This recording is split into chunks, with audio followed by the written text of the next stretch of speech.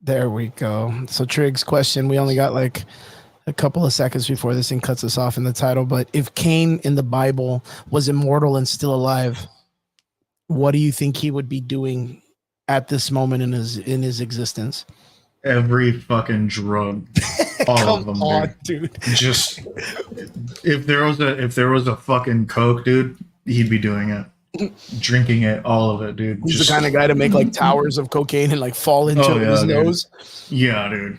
Yeah, that's a crazy question, right? If you were immortal and from the beginning of time, like, and you were still alive, like, what would you do?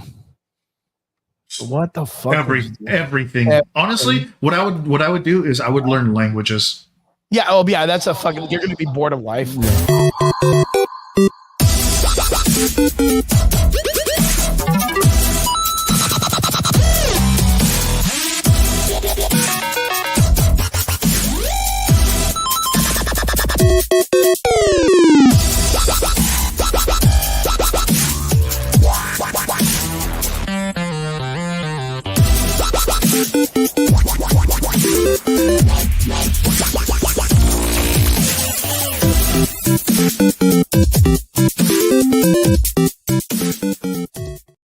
Holy moly, folks. It's Sunday and we are here. It's the Average Boys Podcast. You're here with your boy Crispy and my other co-host Triggs. Trigger, what is up, my dude? What's going on, dude? What is up? What are we doing? What are we doing? Yeah, sorry, crazy. No, I got a monster, so I'm ready to be hyped. What's going on? For all the excitement and shit. It's too much. How's it been going, man? Good, man. You know, just honestly, kind of just doing my thing, man. I finally got my desk. So for I know I mentioned it last week. I was in the process of waiting for my Magnus Pro XL from Secret Labs to come in. My desk is here. I am currently using it. It is fucking amazing. I can sit to stand on this thing. You know, it's great. So honestly, for me, I feel like it's gonna add like a new dynamic to the to like my end of the podcast because like I feel like I can be a little bit more animated now, like when I do things, you know, or I don't know, man. Like the fucking possibilities are endless with this thing, man. I'm just so excited that this is kind of like where I'm at, you know, because like. Dude, I mean, we've been in the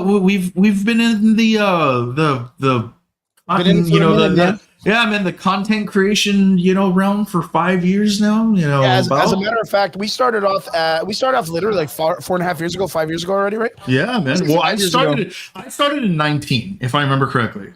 I started in 19. Yeah, so we've been in it for a minute, and what's really cool is we've primarily been like a Facebook podcast. And then, of course, we would stream onto StreamYard StreamYard, and we would Spreaker.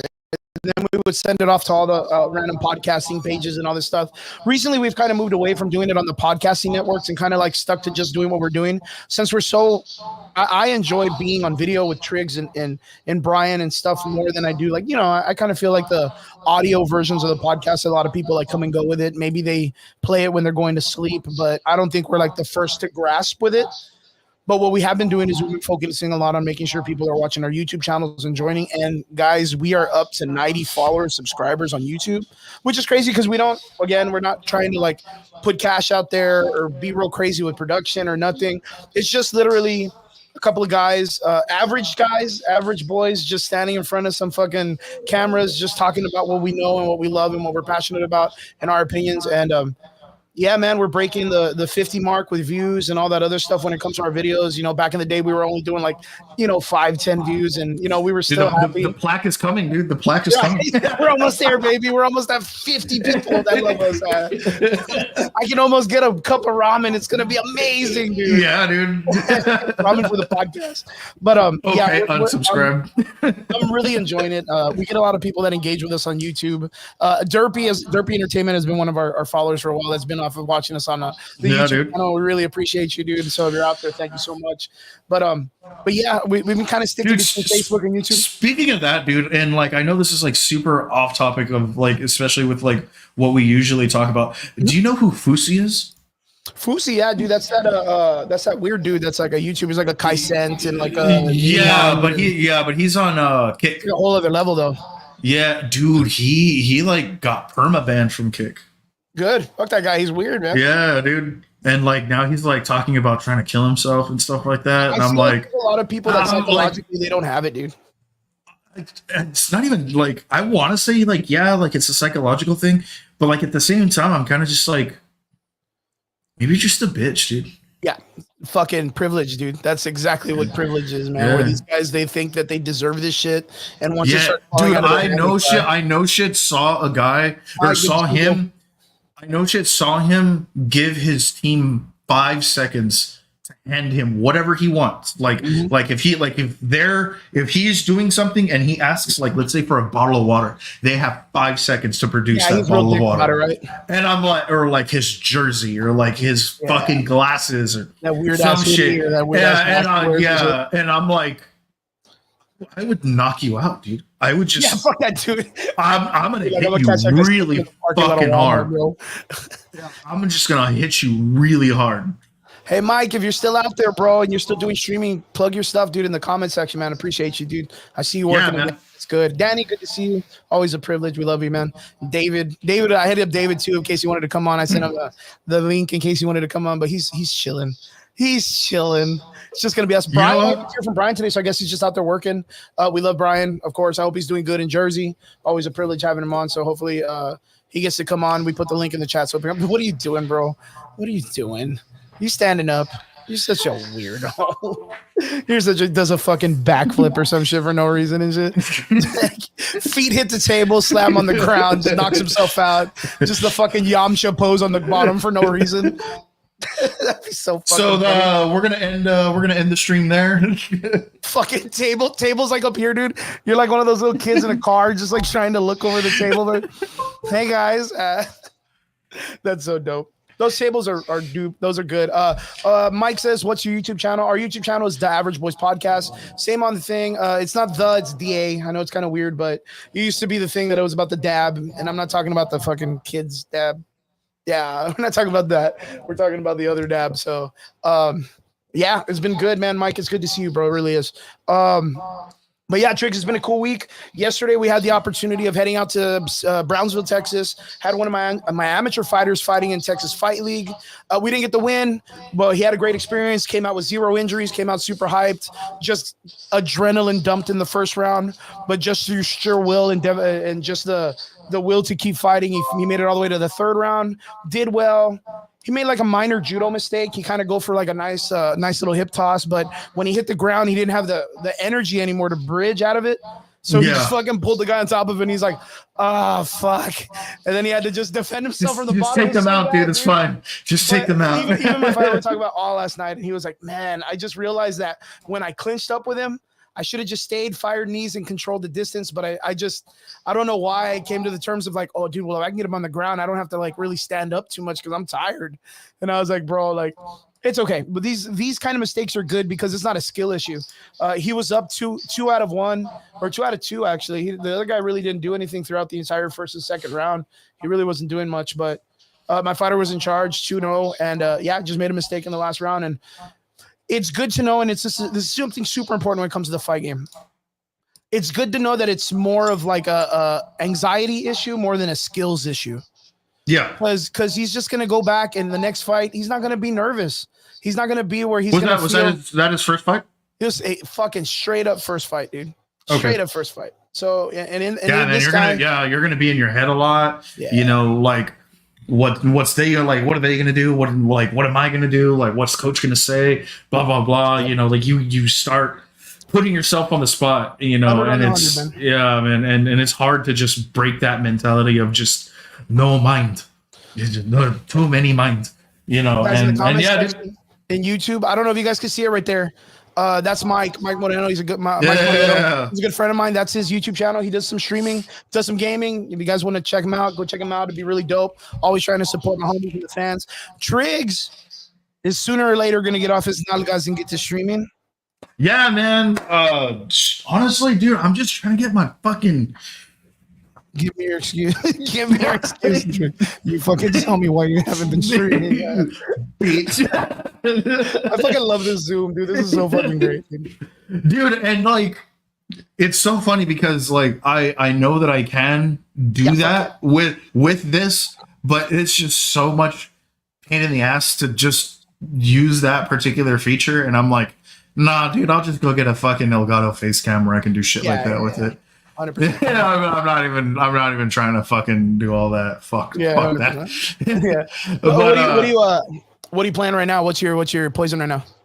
Dude. Okay, so right now I am playing. It's gonna be like Minecraft or whatever. Fucking dude. I have Roblox stuff. Yeah, so right now I'm on like 3 or 4 different games. Right. So spooky season is obviously over, but I didn't get to finish Dead Space, and I'm still replaying Sons of the Forest. I got into Once Human. It's a free-to-play game. It's not bad. Yeah. I will be, Vince. Yes, I will be later on, like when we finish. Dude, and yes, thank you very much, Mike. I really appreciate that. And we also right now we're streaming to Twitch too. Yeah, but we're streaming it on I have my personal Twitch account. I don't have the Average Boys as a Twitch account. It's just my old one. I used to go by Crispy Plays. So if you find us, it's just the same way I write Crispy here, but it's P and then P with Plays also. So it's 2 P's. So Crispy Plays. Yeah. It's there right now. It's streaming right now. We're on it right now doing the same thing. But I just nobody ever follows me. Crispy PP Plays. Crispy Plays with PPs. There's all these PPs. You heard it here first. But yeah, dude, I've been playing some Starfield, Crisis Remastered. I got onto Vane. It's not bad. Dude. It's not bad. It's interesting. It's a little glitchy, but 2 guys, beta. Yeah, it's weird. I'm also playing Miles Morales right now. Okay, the Spider-Man drop, good shit. Yeah, and the last thing, dude, and I want to download this tonight, is going to be Monster Hunter Wild. Yeah, bro, the beta's out, dude. I heard horrible things. Horrible things. And I am so hurt by that. Just dies, dude. Yeah, dude, I am so. I literally have my copy like right here of regular Word. Like, you got to be fucking with me. What do you mean? What do you mean? That dude, there are, dude. Just go ahead and look up. Or what? No, dude, it's just it looks bad. It looks like a PlayStation 1 game. Is it? Is it because it's the beta? Dude, the game comes out in February. That's 4 months from now. Okay, well, 3 months. Let's give it a chance. And the reason why I say let it cook is because we all know Black Ops 6 just dropped. A lot of people were really kind of at ends with the zombies drop, right? I'm a huge zombies fan. You already know this. But that's a released game. Like I can get over the fact that like they're like in the middle of. Like, okay, this is still a beta. Well, hold on. They released the with beta 3 months left, and your shit looks like this. No, check this out. They released the beta for Liberty Falls and Terminus, or I think Liberty Falls. I don't think they released the Terminus one at that time. They only released Liberty Falls at the moment, and it got shit on bad, bro. Like it got shit on super bad, bro. And then the game drops literally last week. And the community is going wild because it feels just like the old days. They connected the story a little bit to the chaos and the vengeance and what is it, Vendetta or I don't know, the other Black Ops 5 zombie story. They connected it to almost to the original premise story. So it's very similar. And then not only that, we're getting some drops, DLC within the year. And they said there's going to be like a drop of 6 maps, dude, for zombies. And in the files, someone dug into the file and they found Dempsey's name, Takio's name, and Nikolai's name. like in the files as something that's going to be released in the somewhat future. So they're going to try to see if they can bring in like the original premise crew. How though? I'm not sure. I mean, those of you that are fans of Black Ops 2, apparently the game that they're coming out with is going to circle all the way back to Black Ops 2. Bro, just go ahead and look at what I just sent to you. Oh no, there's a private chat. Dude, oh no. I guarantee you Black Ops 6 looks like fucking real life compared to this. Shit. It's Battlefield 2042. Oh, that's not. Oh no, that's not good. Just beat the demo. It was fun, but I think the graphics could go, dude. My goodness, folks. Oh, that's not good. That's really not good. Yeah, I mean, dude. and it's like, you know, a lot of these companies. I mean, I am in no way am I going to defend Capcom fucking Monster Hunter from them being like, oh, well, it's a new release or whatever. But I don't know, man. Yeah, let me see it. Just delay it, please. Yeah, I'm please okay. Take your time. Yeah, just don't fuck this up. That's so funny. Please take your time. Dude, Tulsa King is a must. I don't care what anyone says. Tulsa King is amazing.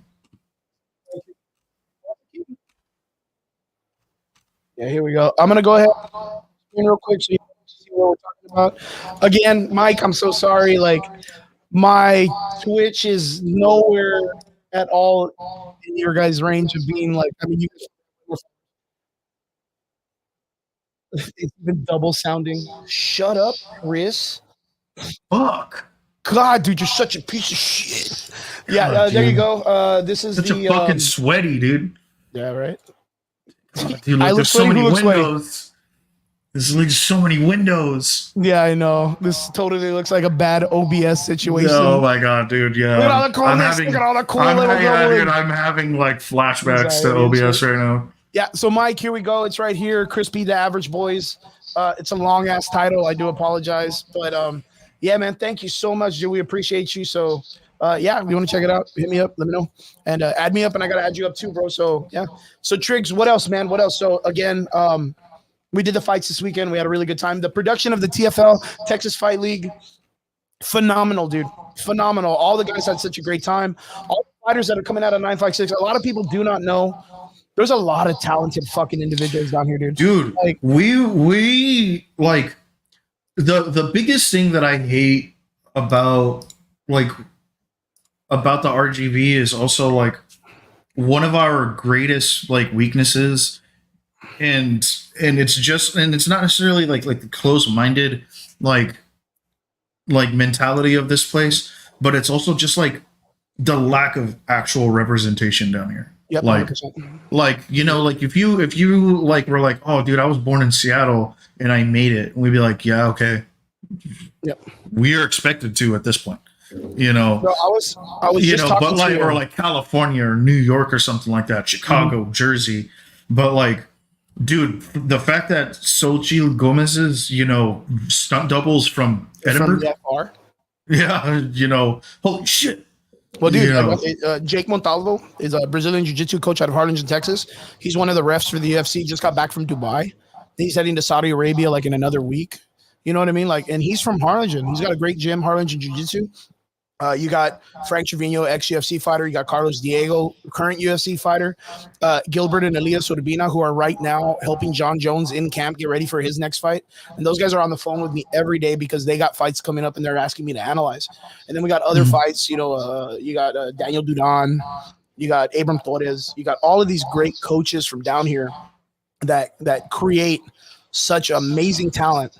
And even though, you know, we go and fight each other and we go and we have our teams fight against each other, like it's all mutual respect because everybody, you know, puts in the grind and puts in the time to create good talent. And for us being such a small community, for us to be embedded in so many different things. And it's so crazy if you were to head out to like any huge city and talk a little bit with people and someone goes, oh, bro, you're from the 956, dude. I'm from Rio, or I'm from, you know, you got Mike Valle, who's Jennifer Peña's UFC coach. Like, or Aidan Rodriguez's coach, who's from Wessico. Like, dude, there's so much fucking talent, bro. So much fucking talent coming out of the MMA world, the kickboxing world down here in the Valley. So shout out to the boys at TFL. And You guys did an amazing job last night. All the fighters did well. My fighters, I love my team, and everybody else that was out there putting in the work and putting on such a great show. They really did it, bro. They really did it. It was amazing. Raul Ramos, man, as a matter of fact, the man in the comment section, dude, used to be one of the guys that ran the STFL and STFC way back in the day. Made an amazing group of talent for people. It was. Oh my god, dude, I remember that shit. Yeah, STFC. With that, they were able to get guys up into that kind of like, that kind of range, and in a small amount of time compared to like states, bro, like huge states, huge cities, bro, like huge populated cities that have hundreds of people that are always in line for that shit. And the Valley had that shit. It was so good, man. I'm so proud of this place. So I'm not going to say that, like, let me preface everything that I'm about to say that I know this individual personally. And I know that this individual is a huge piece of shit. All right. So I want to say about 5 years ago, 4 or 5 years ago, I had the pleasure of debunking a fighter's military history or military background. Mm-hmm. And I think were fighting in like North Carolina or Virginia or some shit like that. And it was this super, super small promotion and stuff like that. Probably had upwards of, maybe 25 fighters, something like that, 30 fighters. It wasn't huge. And, but I was just like, someone had posted the fact that this guy went on like the internet and was like, oh, I was special forces. I went to Afghanistan, blah, blah, blah. I did all this shit. And we were like, bro, you never left the fucking state, much less the country. I was just like, you're fucking stupid. And we were like, and so all of us, I mean, dude, it's probably like 25 of us who were all like, you have till the end of the week to go and fucking make a public announcement that I'm full of shit. That you didn't do any of that, or we're going to fucking do something about it. And he was like, you guys aren't going to do shit, blah, blah, blah. And we're like, not? Okay, so I scoured this dude's Facebook, right? Mm-hmm. Come to find out that this dude has been like stolen valoring for like years. Yep. And like posting fake rank and stuff like that. Never made it out of the rank of private. Yet he has like all this like sergeant rank and stuff like that, like loves to try and milk the fuck out of it, wearing his uniform, and stuff around. And I'm like, you are just such a fucking shitbag. Bet. So crazy because like end of the week comes and he doesn't fucking do anything. And we're like, all right, man, set. Let's fucking do this, dude. So we contact his brother. And so like, keep in mind, none of these guys really know how to navigate like a fight promotion. They don't know who to talk to. They don't know who they should ask for. And me, I have some experience behind that because my dad used to be very, very, ingrained in the local boxing down here. So like I know a lot of promoters and I kind of knew how to like stuff too, right? Yeah. And like I knew how to navigate myself through all of that. Right. And I was like, okay, contact the promotion manager or contact someone in the PR inside of the promotion. And they were like, well, who would I? Was like, dude, just call a fucking number, whatever number they have listed, and ask for the manager. Literally just ask for a manager. And so like they did that. And I was like, all right. So then I was like, this is what you're going to say. This is like, hey, you have a fighter who is claiming this, claiming that. I am telling you right now, none of that happened. And they were like, well, like, what if they ask for proof? I was like, then just give him this fucking Facebook post. Yeah. Like there's like 130 comments on it from dudes who served with him. Saying otherwise, show him that. Is there a way though? Like, is there a way that you could absolutely. So be able to find out like if someone served or went to war, like is there like a way that you could go to like a certain like I wouldn't say Rolodex, but some kind of like page or website that they have like an ID. I'm guessing they would have like an ID number or something, right? So not really, unless you know somebody like in the military already. But say this.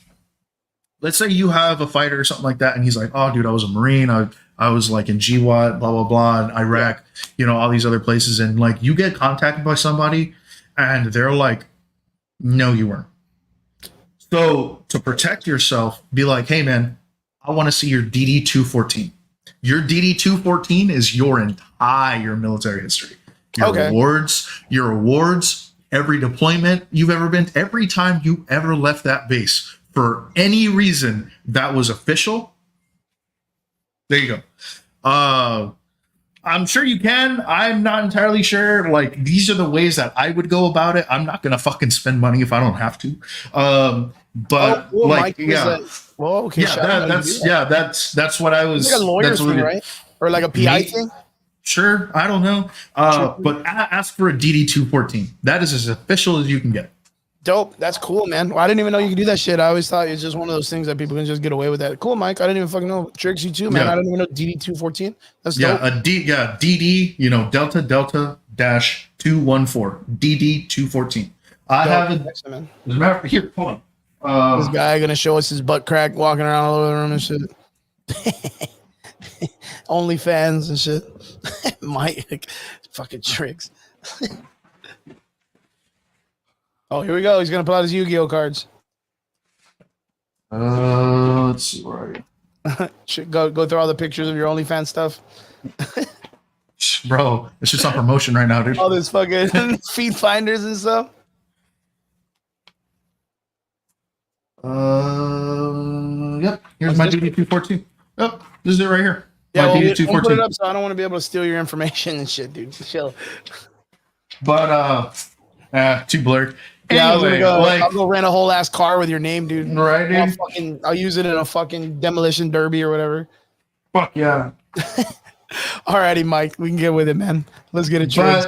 But yeah, dude, like, this is one of those things where like you can be like, hey, like, show me your DD 214, and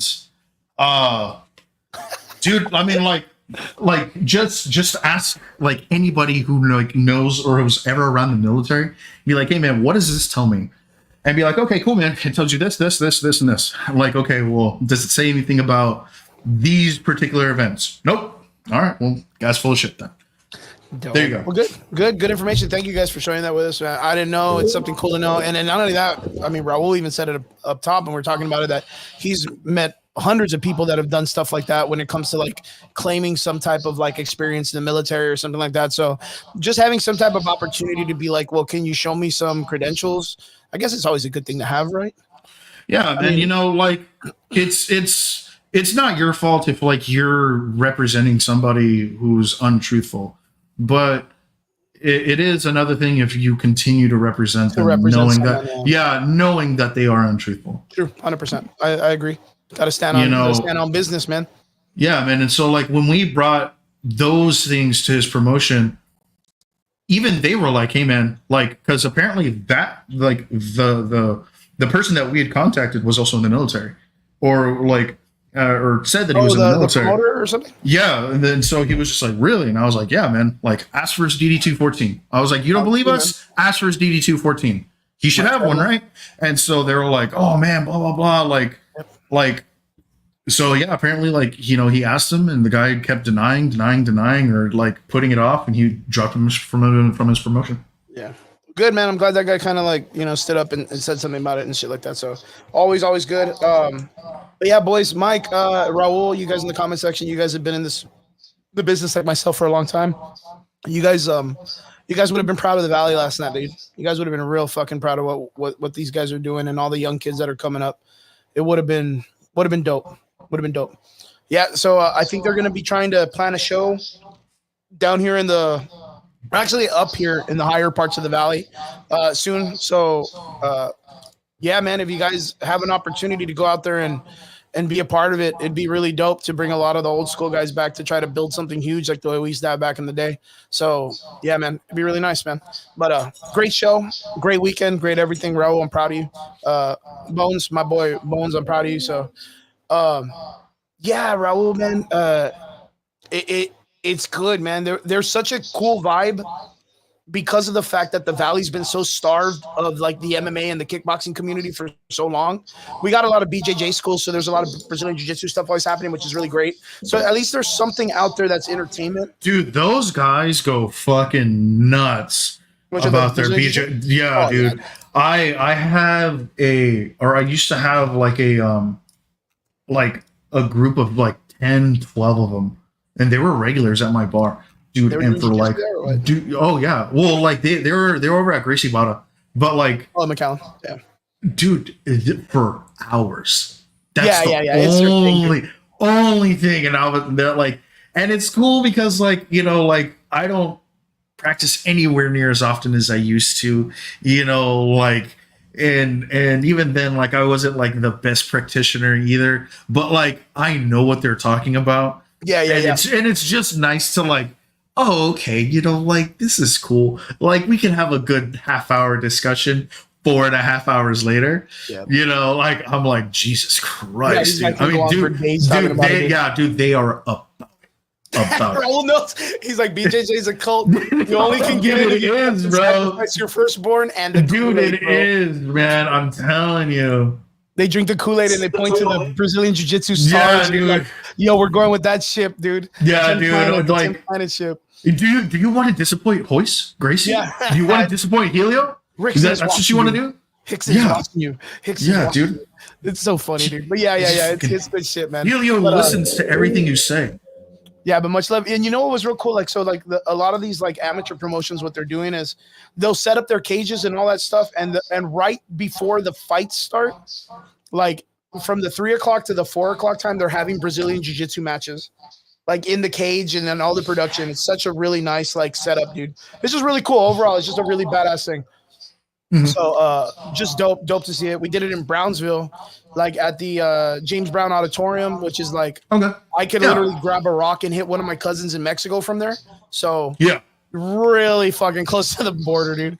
A little anxiety because you're like, oh fuck, dude, I wonder if it's like all weird here or nothing. But no, super beautiful, super nice. It was really cool. So shout outs to the boys at TFL. Good job, boys. Texas Fight League. If you guys want to find out more information, I'll make a post when we start getting closer to the next event. Should be around March, April. So yeah, it's gonna be dope. But yeah, we're gonna start jumping in right back to the way. Indeed, brother. Indeed. Happy to see I paved the way. Yeah, 100%. That you guys really you guys had put your mark out there, man, and it created the momentum to keep this going. And of course, back in the day, it was really rough because it was like you're working against the grain because a lot of people don't believe it's real. Like, you know what I mean? The Valley's always 10 years behind. In anything you do down here in the Valley, it's always 10 years behind. So like when you guys were doing it, it would pick up momentum. You guys would sell out and you guys would do like really great events and get all the tickets sold and all that stuff. But it was so hard to work against what the Valley would be like. No, I'm not going to go watch that shit porque es un pinche valle and that's it. Like there's nothing else coming or whatever. But like, yeah, man, it really did. Nowadays, people like it's so cool how many more people take it serious, love what they do. And yeah. It's something to be proud of. Like it's 100% if in the MMA community, it's something to be proud of. It really is. So yeah. Yeah, look, they didn't want to pay the $15 for general admission. That's the way it was back then. They would come in and be like, oh, so how much are the tickets, bro? And they'd be like 15. And people would be like, 15, bro, this isn't the UFC. Why the fuck am I paying so much? And it's like, get the fuck out of here, dude. Bro, nowadays people are paying the regular. You'd be paying $1,500 for a fucking UFC event. Get the fuck out of here. What? I'm gonna charge you twice, bitch.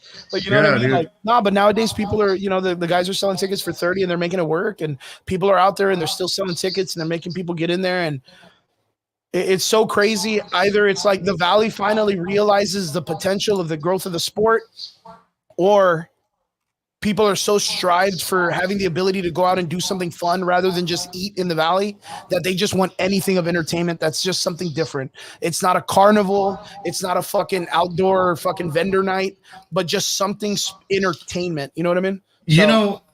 One thing that I've been noticing down here is like that there has been a bigger push for like the entertainment space. Like Joe Coy was down here. Fucking dude, Gabriel Iglesias was down here. Yeah. The comedy scene, dude, too, like, yeah, man. Like Rob Schneider, and and I mean that like as like, dude, we're starting like I want to see more concerts down here, like bigger concerts. I know, like I get it. It's hard for that to happen and stuff like that. That's like a whole nother can of worms and stuff like that. But yeah, dude, like. Fight promotions, dude. I remember fight promotions used to be fucking huge back here, down here like 15 years ago. And like, dude, I mean, it died. Like it's crazy, and I'm glad that like, yeah, because I happen to know one of the ring girls, and I've been seeing her post like a lot. For like the as far boxing as promotions and yeah, like boxing and like TFC and stuff like that, and I'm like, okay, like sick, dude, like. Let's fucking. I mean, yeah, dude. I mean, I know COVID killed it, but COVID really hurt a lot of what it yeah, was, especially down here. A lot of down here. Shit, you almost felt. Are you fucking listening to me? yeah. You almost felt when people. I remember I was like one of my first friends that went to like Peter Piper Pizza to eat when the COVID was like, hey, you can go out there. Like you can go out there and eat something, but be scared because that COVID's gonna jump your ass in the parking lot if you're not around somebody. And Yeah, I remember bro. we were like, me and my I hope friend you got Priscilla hands, were like, bro. yeah, they got hands, dude. COVID's got hands. It's gonna get in your lungs through your butthole or whatever. I remember me and Chrisella were like the first of our friends groups that would go out, and people were like, "Well, you're gonna die" or whatever. Like everybody was just scared, but like I remember that following week, like, bro, there was no stopping. Especially here on the podcast. Remember, we were Friday nights. And we were doing really good, like kind of like the momentum we got right now. But we were doing that on a Friday night with everybody that was kind of just embedded in their homes and stuff. And then all of a sudden it opened up and it was like fucking back to square one, dude. We were like, boom, lost views, lost people that were engaging. Like it was rough, dude. But yeah, man, the what's up, Adrian? Good to see you, my man. Yeah, it's been really good, man. The Valley's picking up some really nice momentum. It's starting to feel like a nice place, dude. I would just like it to be like, remember the Midland show we did? Was that the one with Corey Bonello, the headhunter guy? I love that fight. That was dope, man. I wonder if that's the same one. Yeah, I want to say that might have been the same fight. But yeah, you got to let me know. I remember, yeah, dude, all that shit was fucking crazy, bro. All of it was nuts. Yeah, man, it's so wild, dude. Like nowadays, there's so much more momentum for the Valley to be successful, but yeah, Rex Richards and shit like that. I remember that. Yeah, it's yeah. Rex, I do remember that. Yeah. Default. Yeah, I do remember that. Yeah. Straight up, bro. Straight up. Yeah, I do remember that fight. That was a crazy fucking fight. It really was. Man, there were some bangers, bro. Like there were some fucking crazy bangers back in the day straight. So yeah, man. I appreciate you guys, man. I appreciate you, bro. You did good, man. You guys did good. Mike, you too, man. You do too, man. You guys have created, well, like, Mike, I know you coach and you do a lot of stuff. You work with like Johnny and those guys and stuff like that. And yeah, if Abram fought, yeah, I remember that shit too. Yeah, Raul, you guys did good, man. You guys are real good. Fuck, we spent like a whole hour talking about just MMA, and I just did this poster for the weekend. What are you guys doing to me, man? Fuck, man, shit. I'm supposed to be talking about nerd shit, not goddamn like cool man BJJ talks, man. Fuck. If you're to talk nerd shit, not man stuff. Yeah, dude. But yeah, it was super dope. Mark, man, it's good to see you too, bro. Thank you so much for jumping in and hanging out with us, man. But yeah, it was awesome, man. It really was. I've been doing this stuff for such a long time, and I'm such a hermit. Like I don't really talk to many people in the sport. Like I kind of just stick to my students and that's it. But like the camaraderie was there, dude. The camaraderie was there last night. A lot of like it was cool, man. It was cool as a community. And you know what's fucking super weird? Raul will get this. They didn't split the teams up. They didn't split red and blue corner separated. Michael, get this to you. They didn't split us. They just had all the fighters in one room, like training and warming up together. So you had to be like warming up, hitting pads, getting your shit signed up, while the person you were fighting is in the same room watching you, like from the corner of the other side, like me mugging you. Yeah, dude. It was the fucking wildest, dude. And we were there, and there was just like this weird, like, you could cut it with a knife vibe that people were just like, oh, this is awkward, bro. This is fucking awkward. As Dane Cook would say, it was like sitting at the dinner table and dad slaps mom in front of everybody. And you're just like, holy fuck, dude, what the fuck is going on? It was fucking funny, man. But no, everybody was good. Analogy was that, dude? Yeah, that's Dane Cook, bro. That's the comedian guy. Dad slaps mom. Shit. Yeah, it's that kind of vibe, dude. Yeah. You see, like they get it, they understand it. Because Raul was like, "Yeah, that was back in the day, shit." That's why it was weird, bro. It was like usually they'll separate them nowadays because we're way past that vibe. Everyone's like, "No, you need to separate the fighters because there's a whole vibe to it." This guy was like, "Nah, fuck that. Put them in the same room. They're cool. Let them just share water and gummy bears or whatever. I don't know, man. Fuck them. They're gonna fight. It's all right." It was so fucking funny, dude. Oh, dude. But straight, bro. But straight. Yeah, it was a good time. It was a good time. A lot of funny nostalgia memories out there, dude. It was good. So many people, man. Like it's so cool. Like people will go and watch the sport, and they don't know about all the hilarity that happens in the back first, dude. Like what's going on with like the people in the back, the fighters, and fucking wild, bro. Fucking wild, but dope shit. The waiting, the like dressing waiting rooms and stuff like that for fighters are fucking hilarious, bro. Like. Anything happens back there. Yeah, cloth sheet to separate. You could still hear the other corner that you're about to fight. The coaches are like, "Nah, fuck that dude. You're gonna fuck him up." And you're just sitting there like, man, what an asshole, bro. Like, what a fucking asshole. You're just there chilling out. Playing Game Boy on my Switch, man. Yeah, you're just trying to find some way to relax and get your mindset. The guy next to you fighting is like right behind you behind a tarp and shit. And he's like, fuck that guy. I'm gonna eat his children. I'm going to fuck your mother. I'm going to fuck your mother. Fucking Dazakhstan guy. It was funny. Nah, but it was a good fight. Yeah, Raul, man, it's always a pleasure, bro. And I hope you and Mike. Did you guys have to, bro? Come on, man. You know that's the rule. They're gonna try to save that couple extra $1,000 on gloves, but you know what you do. The trick is like, shove that shit in your bag and be like, I already turned them in, man. Already turned them in. Don't worry about it. I already turned in the gloves. And then you get to walk out with the gloves. It only works for like 1 or 2 people. Keep it on the hush hush. Don't let people know the trick, though. I'm all telling it on the internet and shit. That's fucking funny, dude. Nah, but you know what? Average Voice podcast. Yeah, you heard it here first. Yeah, you see, okay, so Raul says, I always give them away. Now, the cool thing is most companies will go like combat sports. Right? Combat sports, they sell a pair of MMA gloves for like $28 to $30. It's not too crazy, but when you got 14 fights, 14 times 2, 28, you got 28 pairs of gloves that you need to get, that starts to accumulate some money, you know what I mean? So you're looking at spending maybe $1,000. Yeah, just on gloves alone, bro. So it gets wild. It gets, it picks up the pace. So I understand the concept where they're like, hey, you know what? If we have a set of gloves that we can have and bring back, then we can keep this going and not have to worry about dropping that money the next time. Especially that they fucking provided Rival gloves, dude. Like Rival is like, it's just as expensive as Venom, which is like in the $30-$40. That's pretty crazy, bro. The fucking sharing gloves, that's the worst, dude. That is the worst. But yeah, they provided Rival gloves, dude. So those are fucking dope. As you're like, if you're an amateur and you're running some fucking Rival MMA gloves, that's almost driving a Mustang out of high school, bro. You know what I mean? Like you're kind of cool. It's not necessarily like a huge ass sports car, but like it's like a commonary sports car, like a Ford, like easy priced.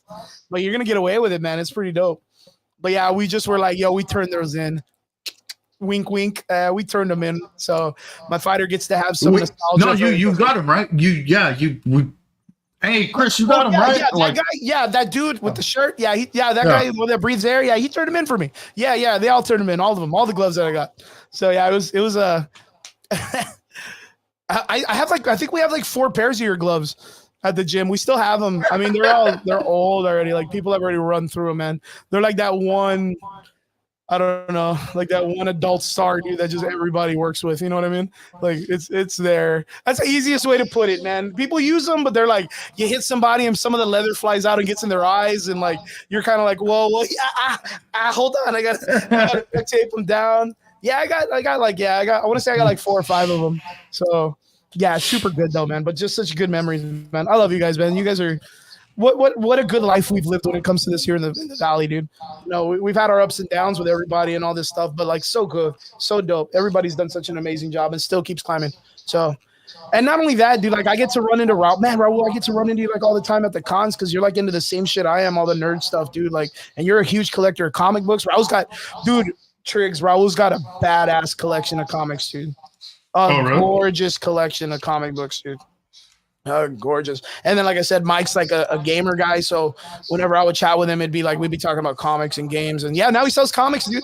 Like, how dope is that? You know what I mean? Like, that's so cool. It's so shit. Where are you selling them out of, dude? Like, even on our outside lives, how we all kind of like relate to each other and stuff. Nice. Oh yeah. Mike, you're with John, right? You're with John. Okay. Yeah. He has all the gloves there. That's dope. Good. Well, Triggs, it's I can't believe we covered a whole hour of just me talking about some crazy stuff with my boys in the comment section. Fucking crazy, dude. Yeah, man. Who would have thought? We were all like, "Oh man, what are we gonna talk about today?" It's very like, all right, like, but dope. Let's get right into it, man. Let's drop some nerd comment shit. Let's talk some about nerd stuff. Let's see if we can keep this going, man. So what do we got going on in the Marvel universe? I know you hit me up with some crazy news. Something popped off today.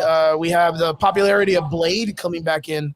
So like we got some news on Blade. Wait, hold on. Before we start, you know what's really crazy? Have you ever seen those movie review channels? You ever seen Natalie Gold? She's one of the girls, like she comes on, she's got like curly hair. She's really good at reviewing movies. She says she's never seen them, but it's like, bitch, have you been alive like under a rock? Like, how do you go anywhere without seeing like basic fucking movies? You know what I mean? Have you ever seen the Lord of the Rings or Star Wars or whatever? So she started making a YouTube channel around the coronavirus, you know, during the crisis and being stuck at home. And her first movie that she watched was Star Wars. She'd never seen it before. And she went through all 5 movies and was like, this is amazing. So like she just started a review channel. And right now she just reviewed Blade, the original, because she had never seen it. And what was funny is she reviewed Deadpool versus Wolverine first, and Wesley Snipes walk in. And of course, all of us fucking fans were like, yeah, fucking, it was the fucking football meme where like the guy drops the ball. Everyone, and this chick, right when Blade walks in, she's just like, this guy's got to be important, right? Like he's important. I was like, this fucking asshole, dude. In my mind, I'm like, this piece of shit doesn't even know who Blade is. So she did her due diligence, which I give it up to her. And she went back and saw Blade, and she gave him like 8s, bro, like high marks. She gave it like still to this day. She was like, it was corny, it was campy, the CG's kind of weird, and it's like, well, take into consideration, it was like it was made in the early 90s. 20 years ago, right? No, like 30 years ago almost. She's like, yo, I give this an 8. The story was like a 7, which is silly, but like that she said Wesley Snipes delivered, and that she understood why he was and why he was able to deliver it so well in the Deadpool and why he was so loved and cool and all that stuff. But she hasn't seen Blade 2 or Blade 3. So she hasn't even seen where Ryan Reynolds is even considered for Deadpool. Like where the director was like, bro, you would be the Deadpool in real life. And he was like, who the fuck is that? Like that's where it came from, Blade 3. So she hasn't even gotten to there. So like I've been really enjoying like her videos and her breakdowns. She did a Starship Troopers. That's like, I mean, Triggs, you already know me. That's like fucking, that's my thing. It's my thing. And she loved it. She kind of got it. She didn't get a lot of like the undertones of like the political imperial nature of like the storytelling, how it's like real fascist and stuff like that. If the United States had done things differently, like the Nazis, and then we go out into the fucking we go off into other galaxies and tell people it's okay to exist, but you got to believe in my laws in my country. You know what I mean? You can be free, but free in my land, not in anyone else's. It was fucking funny though. But she did a really great job, and it's so cool to see like the newer generations of like comic book lovers, because of the films, go back and watch the old stuff and be like, I get it.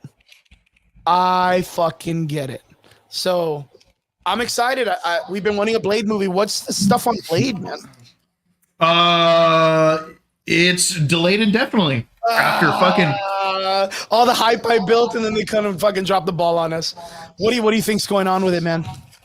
Well, the fact that they've lost every director and every writer, no one can agree on a script or the just overall gist of what this movie is. You know what? I'm okay. Like at this point, it was like, dude, if you just can't make this movie even badly, just don't make it at all. You know, because like at this point it would have just been like a Batgirl situation where they would have been like 85% complete or something, like just fucking throw it away. And then just totally scrap it. And Mashallah Ali is a fucking G actor, dude, and he's also 50. He's 50. He's 50. Dude, that guy. Oh, man, when he was first announced, he was 45. When he was first announced, man, he hasn't even touched it, bro. That's so sad. Yeah. So like, you know, and even beforehand, they had already told Mashallah Ali. They were like, "Yeah, dude, just start taking other roles, man. Like, you know, it's gonna be a while." And that's because like this bitch was supposed to come out in like a year. Yeah, yeah. You know, It's one of those so things like Blade. Yeah, it's been talked about for fucking such a long time. And then, yeah, but I mean, dude. it was also a mess when they kind of came out and like acknowledged what they were going to do first, where they were going to concentrate on Blade's daughter, kind of push him to the side, make Yeah, him the but then visitor. it turned into like Mia Goth. She's supposed to be the big bad now. You know, Mhm. like the chick who plays Maxine Pearl or whatever and X and stuff like that. Okay. Um like she was supposed to be like the big bad and stuff like that, and she's like, oh yeah, dude, like this is so like totally gonna get made, and like everyone's like, you know, it's indefinitely like on Never gonna hiatus, right? happen, right? Yeah, like But you're I was gonna say, but like probably not last you having. heard that they were gonna do like a Midnight Suns? That they were talking about Gore more getting into Midnight Sun stuff, right? Dude, yeah. Well, you know what, man? Let's see how fucking Doctor Strange 3 does before we talk Midnight Suns. Hmm. Oh yeah. What do you consider about that? That was such a long time ago already. They brought in like the third eye Doctor Strange, the one that's kind of like a lot stronger because of the fact that he's I have a feeling you know what, and thinking about it right now in my own head canon with literally nothing to back this up, I can see time runs out happening in Doctor Strange 3. that's a really good point because you have the Rabuma Law story, right, where they don't introduce Doom in Secret Wars or And Time Runs Out. You got all who's the these like one who weird, meets Rabuma Law for the first time? yeah. Doctor Yeah, Strange. and that's what I was thinking. That's why I originally thought they were going to introduce the Doctor Doom RGJ mix, It would have made more sense to do it in his movie. and But I think it would have been the reveal that would have been cool, wouldn't it? yeah, but honestly, man, like I said, I really think that like or I can see Doctor Strange's third movie being the time runs out storyline or something like that. Check this out. What if they did this, right? I'm just gonna throw some fucking I'm gonna throw the biggest fucking wildest asshole curveball I can think of in this story, right? Let's say they do Doom 3, and in the process of it, you get Doctor Strange versus the Ivory Kings, right? But instead of the Ivory Kings, they break Oh it my down god, into dude. just one. They break it down into one Ivory King. And then in that Ivory King, he talks about his master being Rabuma Law, that kind of coincides with like the Ancient One and all this other stuff that they did with like uh Doctor Strange 1 and Doctor Strange 2, kind of always bringing up that he was always coasting under the master's like work and trying to, be honorable and shit like that. So Yeah, for but him to be always, a black swan instead of an ivory king. well, you do have the introduction of Charlize Theron, and they never had a black swan in our universe. But Charlize Theron is Clea. The daughter. Yeah, She's Clea, the daughter of yeah, Dormammu. Dormammu. So like, but what if Clea in our universe is a black swan in every other universe? You know what I mean? Like, so then you have like a nice, like, okay, little mix, little magic user or whatever.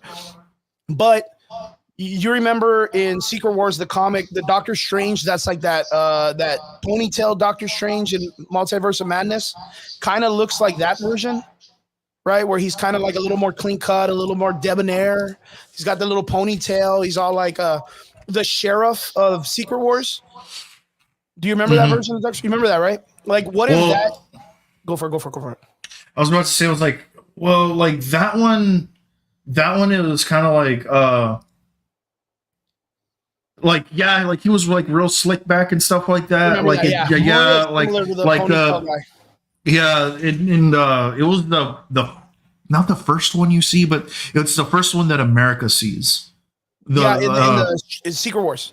Yeah, Like in the beginning of the or book, right? well, no, it's the one. It's the first one that she sees, or the In one that she grows up in the movie. Multiverse of Madness.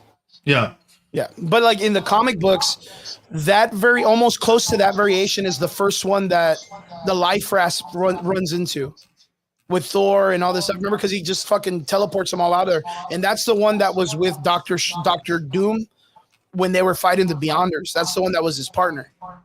So like, what if you make that guy who's still the partner of Doctor Strange, that's his master, but you make him the official general of the Ivory Kings, which are all the Doctor Stranges across the multiverse, right? no, the Ivory Kings were the Beyonders. You're talking about the Ebony Ebony Kings. no, the Oh my god, fuck! I totally forgot what they're called. You know what I'm talking? The ebony eye, the guys with Yeah, the eyeball, dude. The guys with the fucking yeah. The guys who like that. The each person represents a word, and so if you Yes. kill them, they can never say that word again.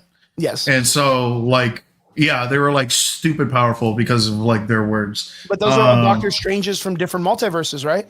No, What were they? they were just beings. I thought they were, dude. That's why I thought they had the Ayahuasca it's Moto as not, a thing. no. What happens is that they like what ends up happening is Doctor Strange like gets into a fight with one of them, figures out what they're doing, and then goes to this underground market in that had never been established before, and he like essentially gives 100% of his soul for absolute power, and then he comes back and he like takes over them. Yeah. And he's like, yeah, now you all work for me. Fuck, I'm trying to remember what they're called myself. Ebony something. I know what you're talking about. The Ebony Knights or the Ebony something. I can't even find them because I'm probably so bad at this that I can't remember the names of these dudes because they were so like unimportant at that time in the comic books, dude. The Black Priests. Yes, that's what they are. There you go. I was about to say, I was like, dude, I know that they are the antithesis, like in color, to the Beyonders, which are the Ivory Kings. I was like, yes, the Black Priests. That's right. Mm-hmm. But and the thing is they all serve Rabum Allah, right? And then eventually something happens where Doctor Strange takes over those dudes, which is when he goes to the Priest Alley or the Dark Alley, sells his soul, which is what he did in Planet Hulk and World War Hulk to try to fight the Hulk. If you remember, like he did almost the same thing. He does it for this situation, and he ends up. Yeah, but he does it in a different way than he did in Time Runs Out. In that one, it was kind of like him contacting some ethereal being or some shit like that. In this one, he just goes to like I think it's called the Sinner's Market. Yeah, Sinner's Market. Yeah, and like he goes to the Sinner's Market, and like when that happens, I was just like, eh? And then like, because that, like I said, that had never been a thing ever, and then it was, and well, here we are. Straight up, chaotic energy. Thank you for jumping in in the comment section from Twitch. Big Rooster Gaming, thank you so much. Attack on Titan, baby, masterpiece, man, masterpiece. What a G and an asshole right here, Triggs. What a G and an asshole, man. Could have just done what his brother wanted and figured it out, but no, he went the other way. It was like, nah, I like mass killing. You know what, dude? Honestly, I can't even really blame Aaron anymore, dude. I'm honestly just gonna blame his dad. Yeah, because he had to listen to his kid. Yeah, he was 100%.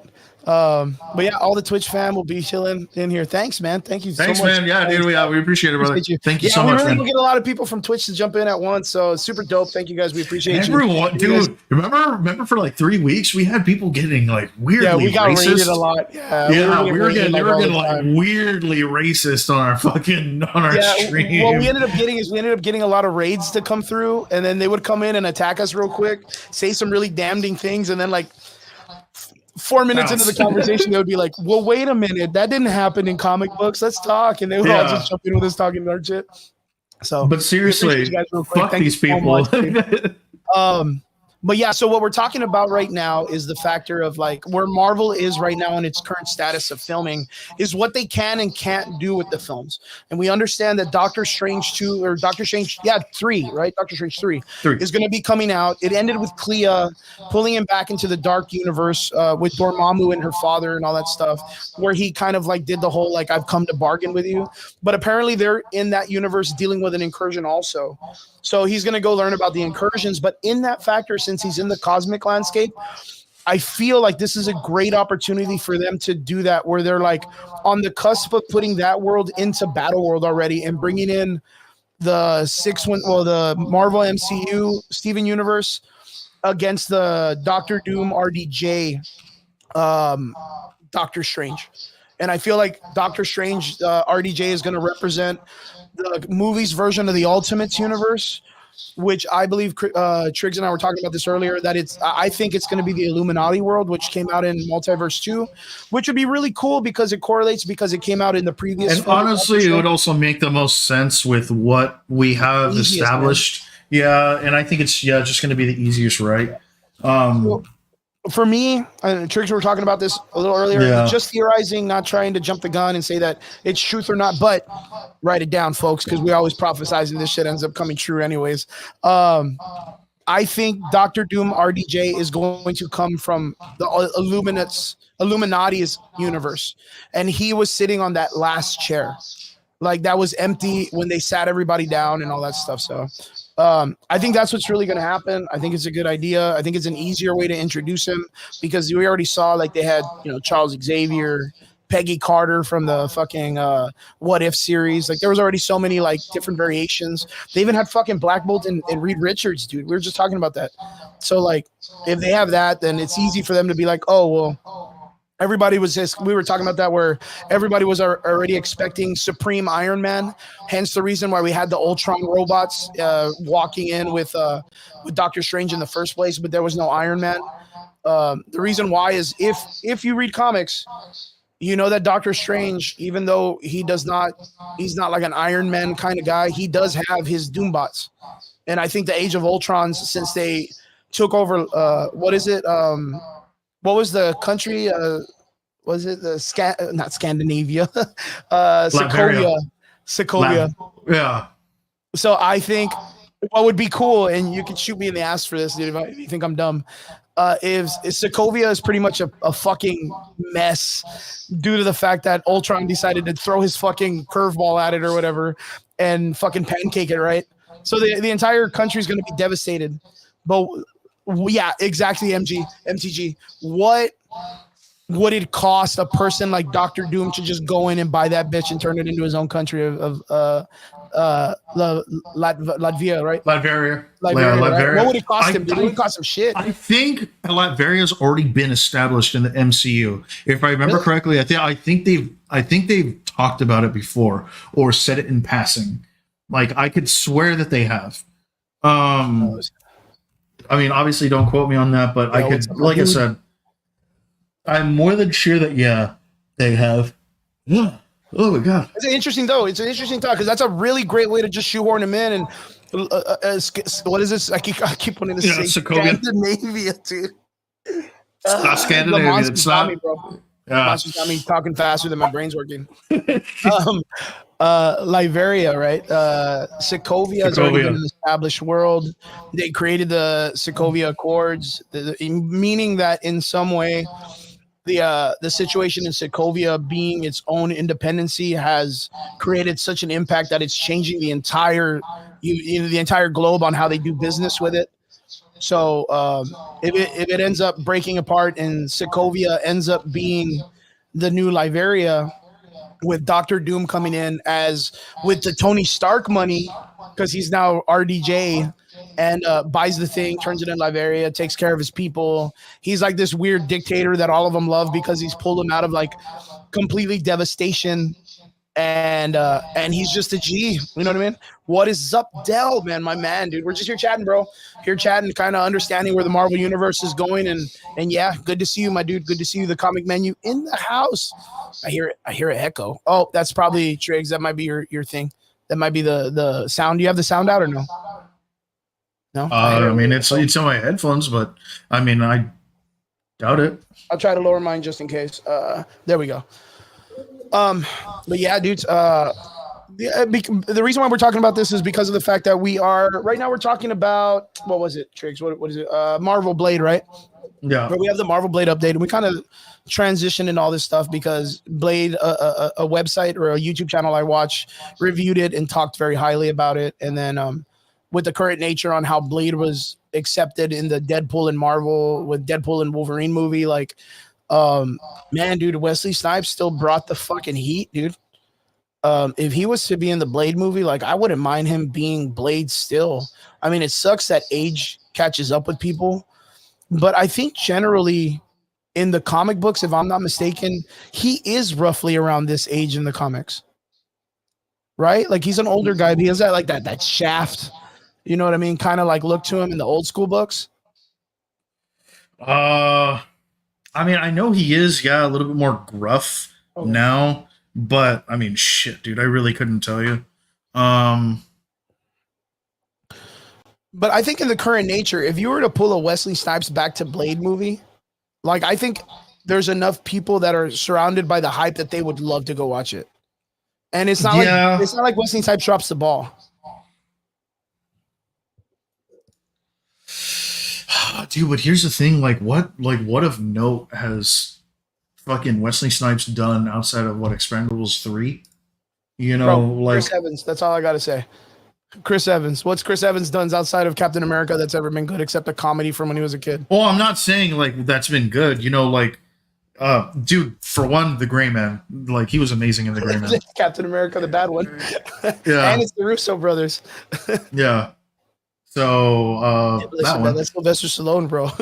yeah, Demolition Oh, Man. well, Wesley Snipes. Okay, he's telling you, Demolition Man. No, like I'm not saying like what's he been in so far? Yeah, Like recently. then like yeah, like recently outside of Expendables 3, like Blade, nothing. bro. Or Blade. Deadpool Wolverine. Yeah. You know what I mean? Deadpool Even Wolverine. because that's a good point. Like ever since like Demolition, there was a point where Wesley Snipes was in it, bro. Like he was a part of Yeah. it. I think he came out on the Expendables. Was he in the Expendables? Yeah, he was in the Expendables 3. And of course, we all watched it because all of us guys that are into comic books and action movies and stuff, those guys are all our heroes from growing up. So Yeah, like man. there was a whole thing that was caused of prison though. Yeah, he went to prison for a little bit for like what was it? Like tax evasion or something weird, right? But Yeah, so yeah, yeah, it was there's like a something money that. thing. Yeah. He ain't raping nobody or doing anything Yeah. crazy, sexual assault or nothing like Yeah, that. he's not some freak off or anything like that. Yeah, So he's it's not all no good. P Diddy party, dude. No baby oil, Yeah. man. Oh, dude, that Orlando Brown stuff, dude, dude, dude. Orlando Brown is so funny. You know the fucking video I sent you. Yeah, dude. That guy He goes sits down on off. the table. What does he say? Oh man, what famous person do you remind you of? And he's like, oh, Michael Jackson sits down, sees the mic, and just deep throats the mic. I was like, oh, this guy, dude, I can't do this, man. I almost fucking collapsed watching that. It was so funny, man. Orlando Brown is a G right now. I love watching this shit. But yeah, man, it would be dope because like the acceptance of Blade, Wesley Snipes coming back in Deadpool versus Wolverine at the very, I mean, even when he walks in, and I'm telling you, I've been stuck on watching so many reaction videos. Like every reaction video that people see Wesley Snipes walk in that part in Deadpool, the hype is so real, dude. The hype is so real. It was one of those like the end game Infinity War moments in movie Yeah. history. Like, you know what I mean? Like it got people excited to see that. Like you're in the theater, Elektra comes in and does her cool shit, and you're kind of like, wait, what? What the fuck is that? Jennifer Gardner as Elektra? What the fuck? I haven't seen that chick in Yeah, forever. dude. And then you hear like again the Cappy Lions roar, and then you just see Wesley Snipes walking in. Also, and you're like, get the fuck out of here! Like, is that Wesley? And he was good, dude. And it was so good, man. And then again, MGT in the comments, Mulder was like, I would love to see Channing Tatum and everybody in that world, in our world of comic books loving and stuff. When Channing Tatum walk in, Oh, that I'm gonna make him take a name for myself. Yeah. that's so good. It was so cool, man, because we never got that. That was, of course, the Blade's been pushed back to another thing because we can't find a director or we can't find a writer. And here comes fucking Ryan Reynolds to bring in the most hyped, rumored character that no one ever got. And he brought it to life, and fuck, it was good, dude. Fuck, Channing Tatum. That was the equivalent to Ugly You just Sonic. let him know what happened here today. That was Ugly Sonic. That was Ryan Reynolds' version of Ugly Sonic. It was everybody fucking got mad because his eyes were all fucked up and he had teeth. And then he came out in the fucking Rescue Rangers movie, and everyone was like, bro, we need an Ugly Sonic movie. And it's like, bitch, you had one coming and you cried. Now you want one because you know he's at Comic-Con trying to get autographs. Like, oh, fuck, dude. Channing Tatum's Gambit. Like, let me ask you something. In the over fuck, I can't even do it. The overarching story of Marvel, we're gonna get another end game, right? Where literally people were crying at the end of Infinity War because people were getting turned to dust, dude. Remember? People were crying. Spider-Man's on the ground. He's like, Tony Stark, I don't feel so well, Mr. Stark. Fucking in the theater, dude. You can hear people like, no, yo, in the same world, dude. You're gonna get a fucking Channing Tatum that can't speak well, dude. In Secret Wars, do you know what I mean? Like Ryan Reynolds, like he fucking delivered something that's just comedy gold, dude. When all this shit hits the fan, if it's not a bad comment from Deadpool, it's gonna be a line from Gambit that's gonna pop off, and we're gonna be like, "What the fuck did that guy just say?" No one's gonna understand him in his Cajun accent. Dude, can you imagine that shit? He's gonna be in Secret Wars talking like that. Well, not even that, dude. Like, I mean, as it is, like he's already been like low key confirmed that he's gonna be in the MCU. Oh, straight up, dude. Dude, I laugh all the fucking time with it, bro. Dude, it's so fucking. I'm almost in tears trigger. It's so fucking funny, dude. Dude, I'm fucking telling you, dude. Oh no, man. But dude, in the Deadpool movie, what a cool thing for them to give Wesley Snipes the "there'll never be another Blade" or whatever he says. Like, dude. Oh no, that's so wild, bro. Because can you imagine he made that in that movie, and we were like, "Oh damn!" But Ryan Reynolds and Blade throwing some slack at MCU and all this shit, and then they fucking drop the ball. And they get another delay, dude. Like maybe Wesley Snipes is the key. Like, okay, if they do Wesley Snipes, do you think it works? Like straight. I'm gonna calm myself down because I'm getting crazy. Dude, okay, the only way that I see it working, even like remotely, is if like they play on the incursions shit right now. Okay. Where do you see it happening the best? I hate to say it, man, but Doctor Strange. Okay. Yeah, I 100% agree. Well, you know, and only to help set up Midnight Suns. Good point. And that's what's cool is like I feel that Doctor Strange. I'm getting to calm down. Good. Get to bring me back a bit before I start getting tears and shit. You're like, I can, yeah. Fucking Martin Lawrence in the plane, dude, trying to rub his ears and shit. Your pressure point. I think Doctor Strange 2 is the perfect movie to bring in all the calamity, right? Because you're already expecting it to be real, like out of this world. They even introduced, like you said, they introduced the incursions in what is it? Multiverse of Madness. Yeah, they already kind of broke it down a little bit. So you can at least get away with some of the calamity and all the fantasy of the incursions. All the other movies that are coming out right now I think are a little bit too grounded. But we did get another rumor that we're going to jump into right now, which is the rumor of Spider-Man 4. So, right, everybody, Tom Holland, I want to say like last week or the week before. This movie fucking pisses me off so much. This is wild. Now, the reason why Triggs, you're mad is because you're a big fan of the Spider-Man series. You love No Way Home. You really, really dig what they were doing with the character, and you like what they gave him. I myself, I'm kind of on the other spectrum. I like the movie. I just think they didn't give it enough real good storytelling. I think they kind of went with the nostalgia stuff too much, and they ran on that, and it didn't really end well. But now we have this idea, right? And let me see if I can bring it up. I'll pick it up myself, so that way. Or what was it? Do you remember what they were talking about with the Spider-Man 4?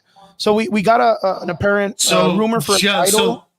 And supposedly they're going to call it King in Black. And I'm like, all right, dude, whatever. All right, hold on. Before we start, let's get the stuff in the comment section, bro. You get it. Check them out. So we got... like photobombing Peter's main villain fights. Do you think that they will have Dr. Doom convert to Iron Man? Have more Mobius? Oh, that's a good point. No, man. Honestly, like... Dude, okay, so here's the thing. Like... Blade is a Fox property, which is now owned by Marvel because Marvel bought back all of the Fox stuff. Morbius is a Sony property that still is being retained by Sony.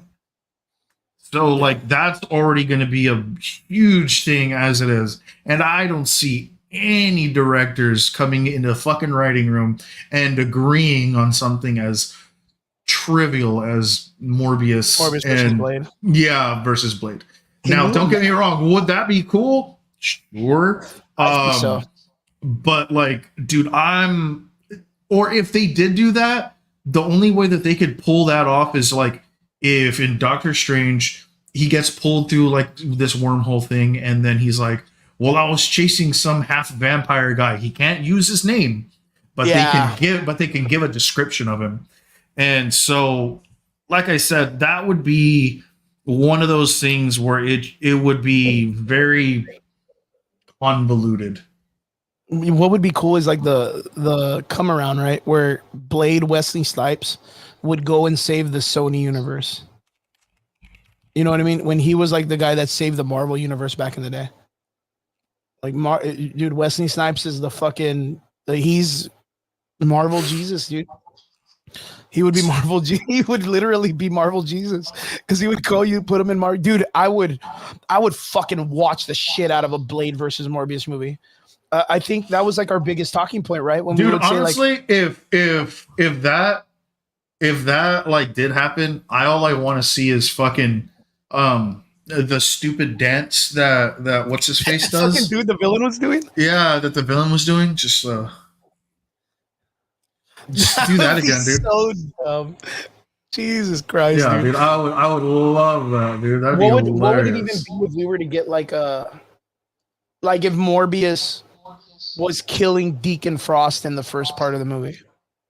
No, it would have to be that like Morbius accidentally killed a cop or something like that, and Blade caught wind of it or something, some shit like that. It's gonna have to be, something early on in the Morbius story where he's still not entirely in control and accidentally kills somebody. Yeah. I get you. And then Moldrick says a really good point. I don't really think anybody can replace Blade with any actor. Wesley Snipes brought that character. Yeah, dude. Like, life.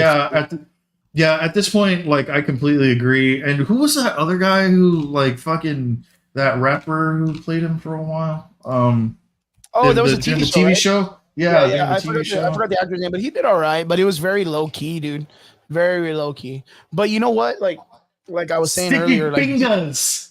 Yeah, that's so funny. He did good too. He did really good. Deacon Frost was such a good villain in the first movie. Like it was campy. It was very corny. At that time, it was really cool because what else did we have that was superhero films? Dude, but honestly, like the second one is fucking amazing. Oh, dude, the choreography. He's so good. The Luke guy, he's the guy with the open mouth vampire. Bro, he does so much stuff. He's so good at stunt work, dude, and delivery. He did. Hellboy, he was also in Hellboy. He was the prince, Prince Nuada. Prince. Yeah, he was the prince. He delivers. Him and Wesley Snipes. If you do not think that Blade 2 was one of the greatest superhero films on the planet, you're crazy, dude. The best choreography in all of Marvel comics. That is the best choreography like ever. It's just fight alone.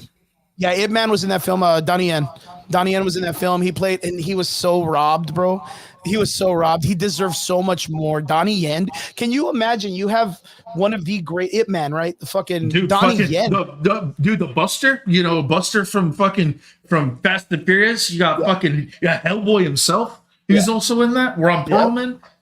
If you could get stacked, bro, Donnie Yen in a film, and you only have him do like a 2-minute fight scene, bro, you're fucking trash, dude. You're trash. That's the worst, dude. That is the worst. And the only cool thing he does is like one kick. Yeah, he literally does like a fucking with his hand behind his back. Yeah, he does like a little 3-kick thing, and the triple kick, and then like that's it, dude. That was such a robbery for Donnie Yen, but dude, Donnie Yen is such a G, dude. Like, I love the guy. Ron Perlman, like you said, Hellboy himself. That one guy, that's the Mexican dude that's with him. That's who you're talking about, right? From Fast and Furious. No, Vince. Vince, dude, he is such a cool actor. Yeah, Like to dude. play that like mafioso, like tough dude biker guy. That was man, dude. What a memory, dude. Yeah, Hellboy 2. I'm gonna go back and watch the fuck out of Hellboy 2 tonight, dude. Not even kidding, dude. Or Right, dude. Blade 2. I'm gonna go back and watch fucking Blade 2. And then Hellboy 2. And then Hellboy 2. Fuck it. I love Hellboy 2. But you know what? Like I said, if you guys get a chance and you got some time and you want to waste, Natalie Gold is a YouTuber and she just saw the Blade first movie, like I said. And it's so cool to witness someone else watch it that's never seen it and to trip out, like relive all that shit. Because all the points that you wish are there. When the two cops come in and shoot him in the chest, and he's like, "Motherfucker, are you out of your goddamn mind?" She laughs the fuck out of that dude, and that was like one of the greatest scenes in Blade 1. Dude, just watch till she sees the third one. He's like, I forgot my sword. And shit, you know, he jumps out of the window. I forgot my sword. All the Ryan Reynolds, the Hannibal King comments when he's fucking talking shit. Oh my god, she's gonna be like, I see it. I see why they picked him as Deadpool. Yeah, 100%. And then the other one was Blade 1, where motherfuckers are always trying to ice skate uphill.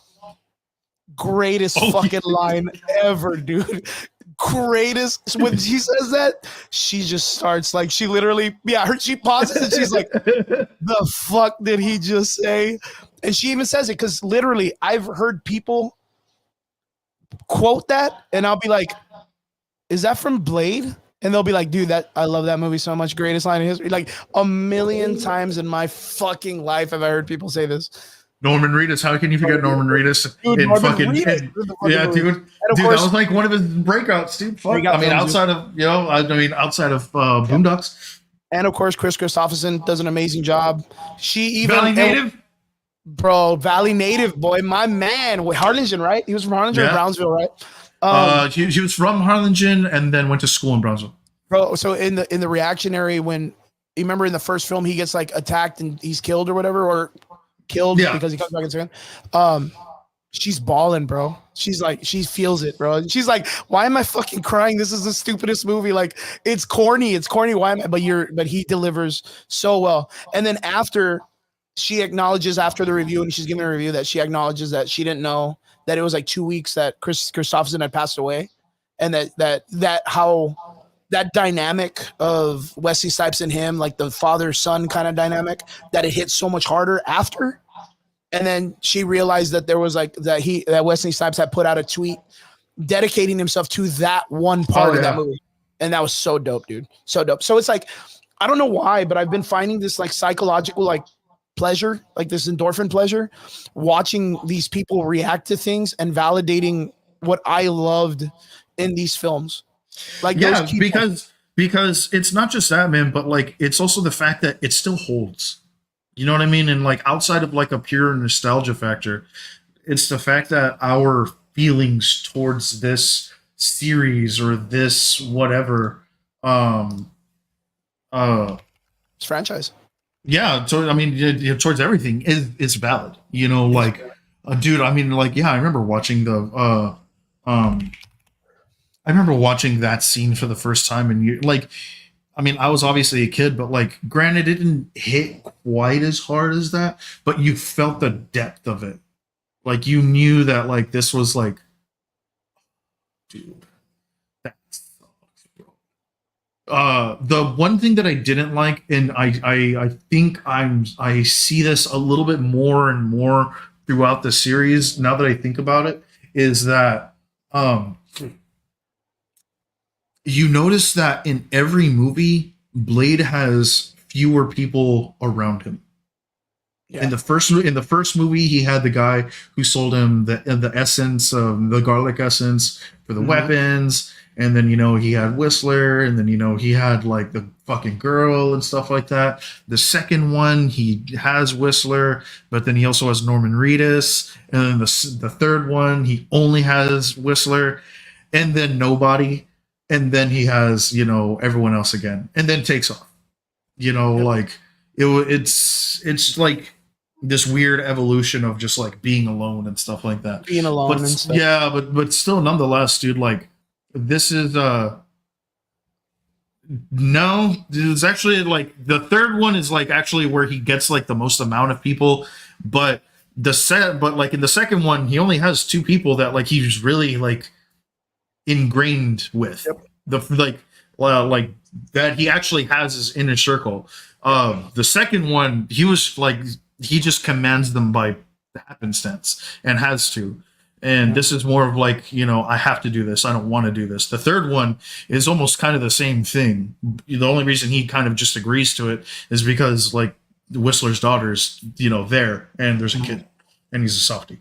So even in I think it was in the second movie, doesn't he like start to fall in love with that vampire chick, and then at the end she just has to die? Like, yeah, do you remember that? Yeah. I mean, it's almost like the It's like a secret power.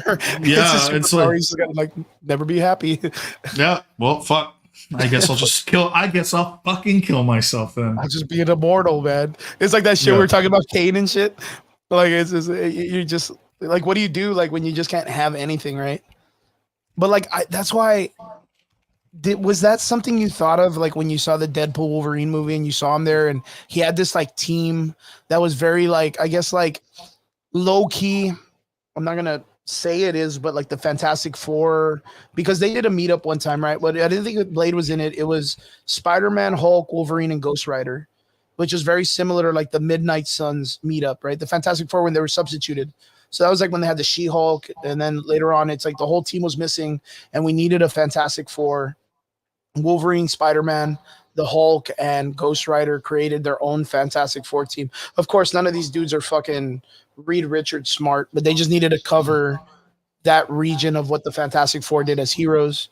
But in Deadpool versus Wolverine, they have like this small Avengers team, like a small unit of people with all these like, I mean, they're badasses if you break it down, but all street level characters, no flying abilities, no storm cosmic powers, no nothing. It's almost like the Defenders or Heroes for Hire and all that stuff. So I wonder if that like did you think of that in nature with Blade, where you were like, man, yeah, basically brawlers? Good point, Mulder, good point. Did you feel it like towards the end of the movie where you're like, oh yeah, these guys are gonna fucking die, dude? All of them are gonna die. 100%. We're watching it and like, yeah. I remember watching it and I was like, Blade. I was like, yeah, he's gonna die. There's no way in the current status of Marvel with the way Blade is going that they're gonna literally let Wesley Snipes walk out of this bitch alive, dude. There's no fucking cap, dude. No cap. He's too cool of a character from back in the day to be like, yo, if you have Wesley Snipes Blade in somewhat alive in this universe and you bring Mashallah Ali's Blade, like dude, whoever writes that bitch better be really fucking good, because you literally brought the G of G's to compete against the new guy, and the old G's got a lot of fucking pull, dude. A lot of pull. That's crazy. So for him to be alive, that's bonkers, bro. That's bonkers, man, for them to pull that shit. I don't know. I would have killed him off. If it was me, if I was one of the Russo brothers, I'd have been like, Cap, dude, you can't have this guy. Can't. He's too good. Can't have him in the same format. Doesn't make sense. So I'm going to kill you, Wes. Sorry, bro. Love you, but chop him. Yeah. Yeah. Get him squashed by that fucking car or whatever that he flips over in or whatever, guy. Like, yeah, you can't, dude, because you're going to instantly fucking compare him. And if that show, that was gonna happen regardless. I mean, that's like saying that, like, oh, like as it is, we're about to get Ironheart, right? And people are already doing the comparison. Mm-hmm. That's a good point. That's a really good fucking point. Marvel drops trailers, and we saw a lot of shit drop. That's crazy. And I didn't even mean to segue like that. I'm glad I did. But yeah, that was good. Into our next subject. But yeah, dude, it's. I mean, like as it is, we have a lot of characters that are moving into older characters, right? We have Falcon, and who's moving into his Captain America role. We have Bucky, who's moving into his slight Avengers team, role, and then you have Riri Williams into the Iron Man one. I'm not a fan either. I should give a fuck could give a fuck. None of us really like Riri Williams Ironheart. I mean, we get it, but we don't get it. Yeah. We get it, but we don't get it. We're not the audience. We're not the target audience. Yeah, I am not the target audience, dude. It ain't for me. Anybody that's new to the show, for people not to like get mad at you or complain that you're too much of a asshole or a gatekeeper for Marvel, just say, we're not part of the audience. We're not the target audience. We're not the people we're going for. That's the easiest way to say it. And it's so weird how like after that they're like kind of like, yeah, man, okay, yeah. I mean, for sure.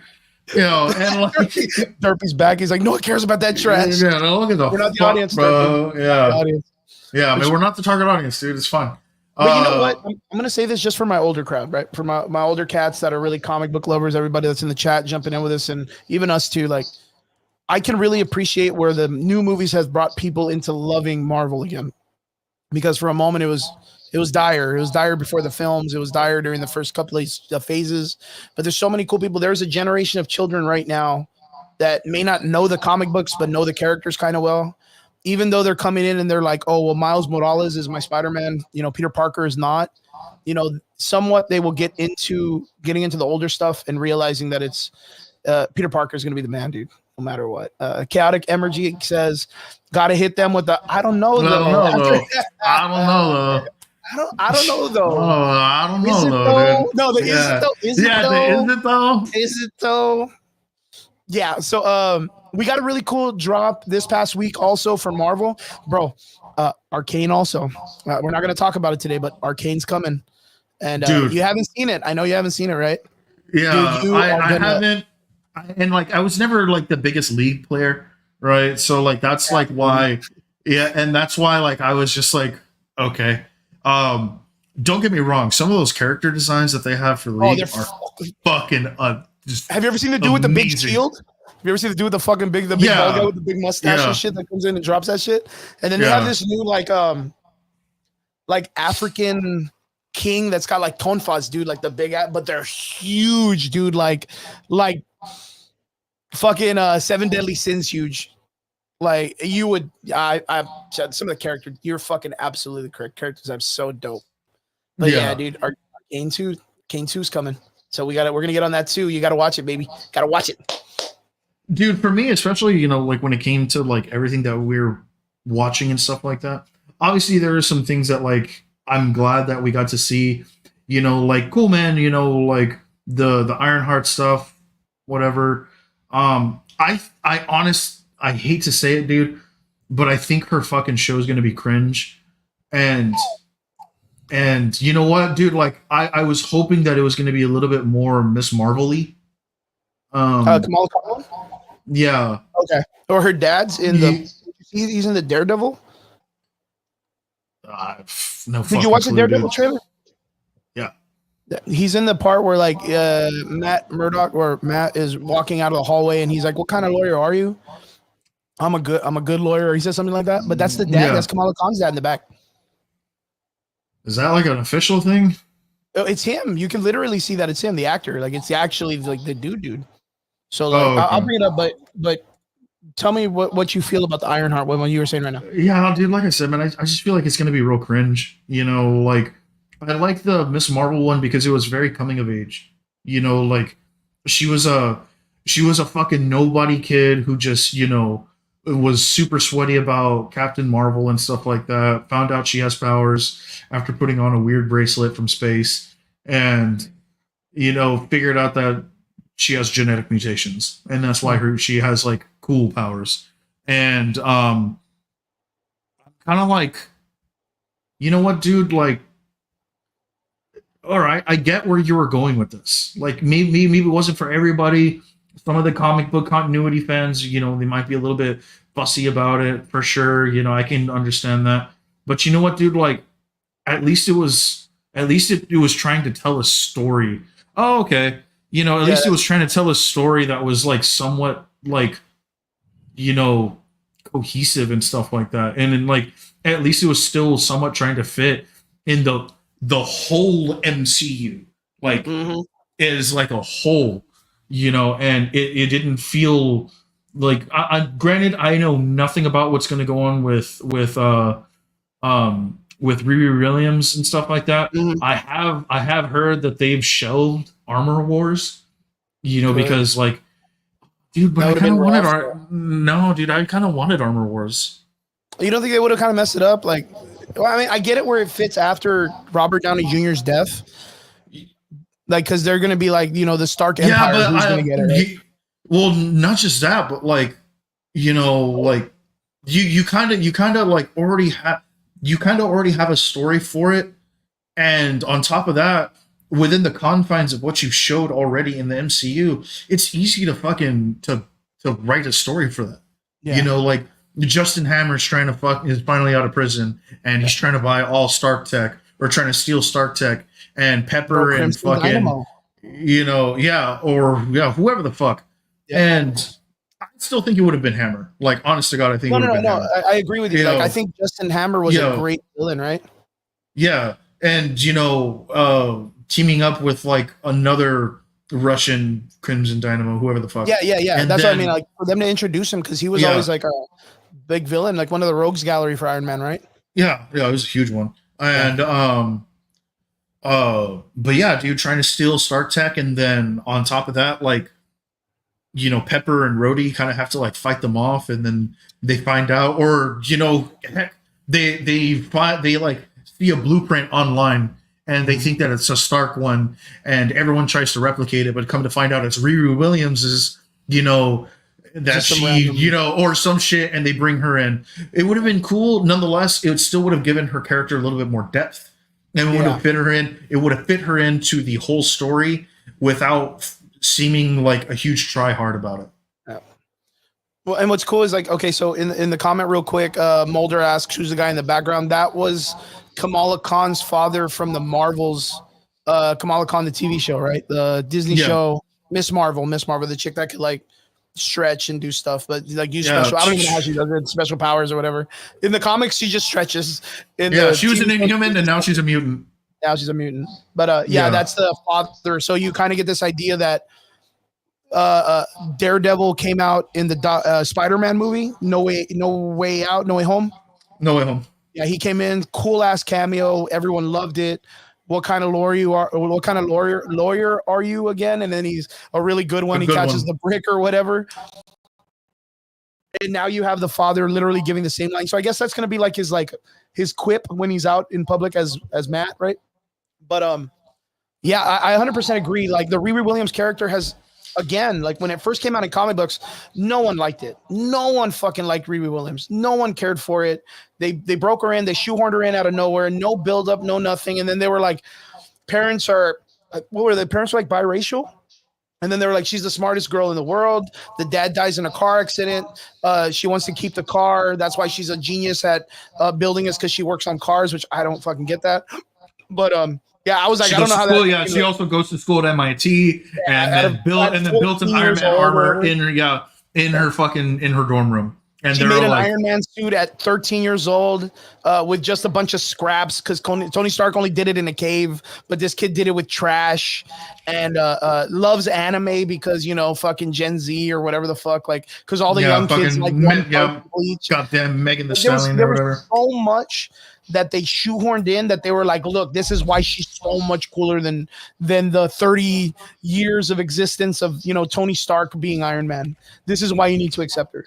And in the comic books, no one gave a shit about her. So now here we are in the movies, and they shoehorned her into Black Panther after them dealing with the idea of what they were going to do after the horrific passing of Chadwick Boseman, which we all felt. I mean, we all wanted the success of Black Panther 2 to be like off the chain, because we all loved what Chadwick Boseman did for the IP and everything. But she was literally just given the keys, man. She was just given the keys of this thing. And Triggs, I think you're absolutely correct. If they would have used Armor Wars, because Armor Wars in the comic books is good if you're an Iron Man fan. I'm a huge Iron Man fan. Yeah, but if you weren't, you kind of were like, you like coasted through it. When when time runs out or Battle World comes in and they had the whole like explained story after with Armor Wars, you were kind of like, oh, okay, it's like a techno-organic like Neo Tokyo, very Big Hero 6. kind of world now, where Tony Stark is battling the techno virus and all this other stuff, and his armors are out there doing it's super crazy. But if you were to tell me that they were going to do an armor wars, it's Don Cheadle trying to get the United States military to grab all of Tony Stark's assets, or not even that, but keep them away from it. Yes. So that's the thing. Like, you're classifying Tony Stark stuff because you know how important it is, and it can't get into the enemy's hands. Black Widow in Civil War or whatever releases all the information on the internet, and it releases a bunch of stuff. So now from there, the military or a small unit of soldiers are out there trying to go out and stop people from reinventing the wheel or to create what Justin Hammer does. But then you say Justin Hammer gets out of jail, has the technology from the Whiplash costume and the suits that he created for the military that Iron Man fucked up all over the place, and is selling them to different nations. But it was always like the bullshit Dollar General version of what Tony Stark's had made. But Justin Hammer finally got the actual plans, and now he wants to make costumes. And he gets the actual Ironmonger suit, and like that's what he's using as his main blueprint with the what's that shit, the fucking chess piece that he had, since he again, one of the biggest mistakes in Marvel history was they were like, oh, Tony Stark, he fixed that thing in his chest, he's good, like that's, he's badass, he's normal now, he's not dying, you can just make that shit with nanotech. And I'm like, bitch, that's his whole shtick, dude. Like, he's got a piece of bomb that's always reaching for his heart, and that's his whole story. Yeah, but to be fair, like, that's not been a thing anymore for the past, like, I don't know, 15 years. I know, but it's like, that's his thing, like, you know what I mean? Like, that's his kryptonite, and he's always smarter because of it. Like, so that's why he's always engaging in this idea of creating better suits. But like, for him to just heal it, then he just sends that fucking the arc reactor out in the world, and anybody can just grab it. It's in the fucking lake anyways, or whatever, the fucking from the funeral. So of course anybody can just grab that shit, man. You know what I mean? Right, dude. If I was that kid, I'd be like, yoink. Bye, bitch. yeah, dude. Fucking Marvel, dude. Always doing stupid shit. I'm in a fucking barn, bro. I live in a barn, dog. I live in a barn, bitch. Leave me alone. I want my tractor to talk to me. Yeah. Dude, but then you like you said, you have Justin Hammer make the fucking Crimson Dynamo outfit for someone in Russia, and he starts laying waste into the world, and they need someone to come and beat the fuck out of this guy. And then lo and behold, this fucking 18-year-old kid comes out, with a costume she made on her own. Later on, Hungry Howie, or what is it? Happy Hogan comes out and sees this girl doing such an amazing job that he's like, if Tony was here, he would spot you, but I got something better. And then he goes through that little file of all the little discs, and he sees the fucking Tony AI that they used at the end of Endgame, and he gives it to her, and then she gets the fucking Robert Downey Jr. AI in her costume as her Jarvis, which is an AI that kind of goes off of his algorithm. And bro, I would love that character more, dude. I would love that character more if they went down. I would be like, okay, I'm kind of invested. She came in, she threw some punches, she kind of fucked up, but she's out there to do the battle. Happy Hogan, she's got some potential, kind of gives her some Stark tech, does the same thing they did for Spider-Man in the other movie when they give him the plane and the costume and the glasses and all that shit. Yeah. Like, it's not bad. It's not a bad idea. In all the movies, you see that Tony Stark is always about kind of picking up the younger kids to be like a better future. All the MIT kids that get the grant, on that one time where he's like, fuck y'all, take my money, go make some cool shit or whatever. Like, he's always been about giving people that opportunity. And I think it flows with that character. It doesn't feel forced. Feel forced. And that's our biggest thing is we don't want it to feel forced. And never on this show have we been about like, nah, fuck that character, they're stupid, I hope it fails. I'm a big component for America Chavez. I love America Chavez, dude. Like, damn, dude, they keep fucking her story up. Like, but yeah, man, I want Riri to do good. I don't want poor Robert Downey Jr. to have to play Iron Man for the rest of his life. Apparently Marvel does. Fucking assholes. Now he's Dr. Doom. Goddamn, leave the guy die. But yeah, we got a trailer for Riri Williams' Iron Heart. I really don't know what to feel about it. Yeah, it's one of those where it's kind of like I don't don't give enough of a shit to like be like, oh, I'm on the hype train or anything like that. Mm-hmm. I'm gonna watch it because I need to know how it's gonna fit into the story. Overarching. Yeah. What if it's trash, dude?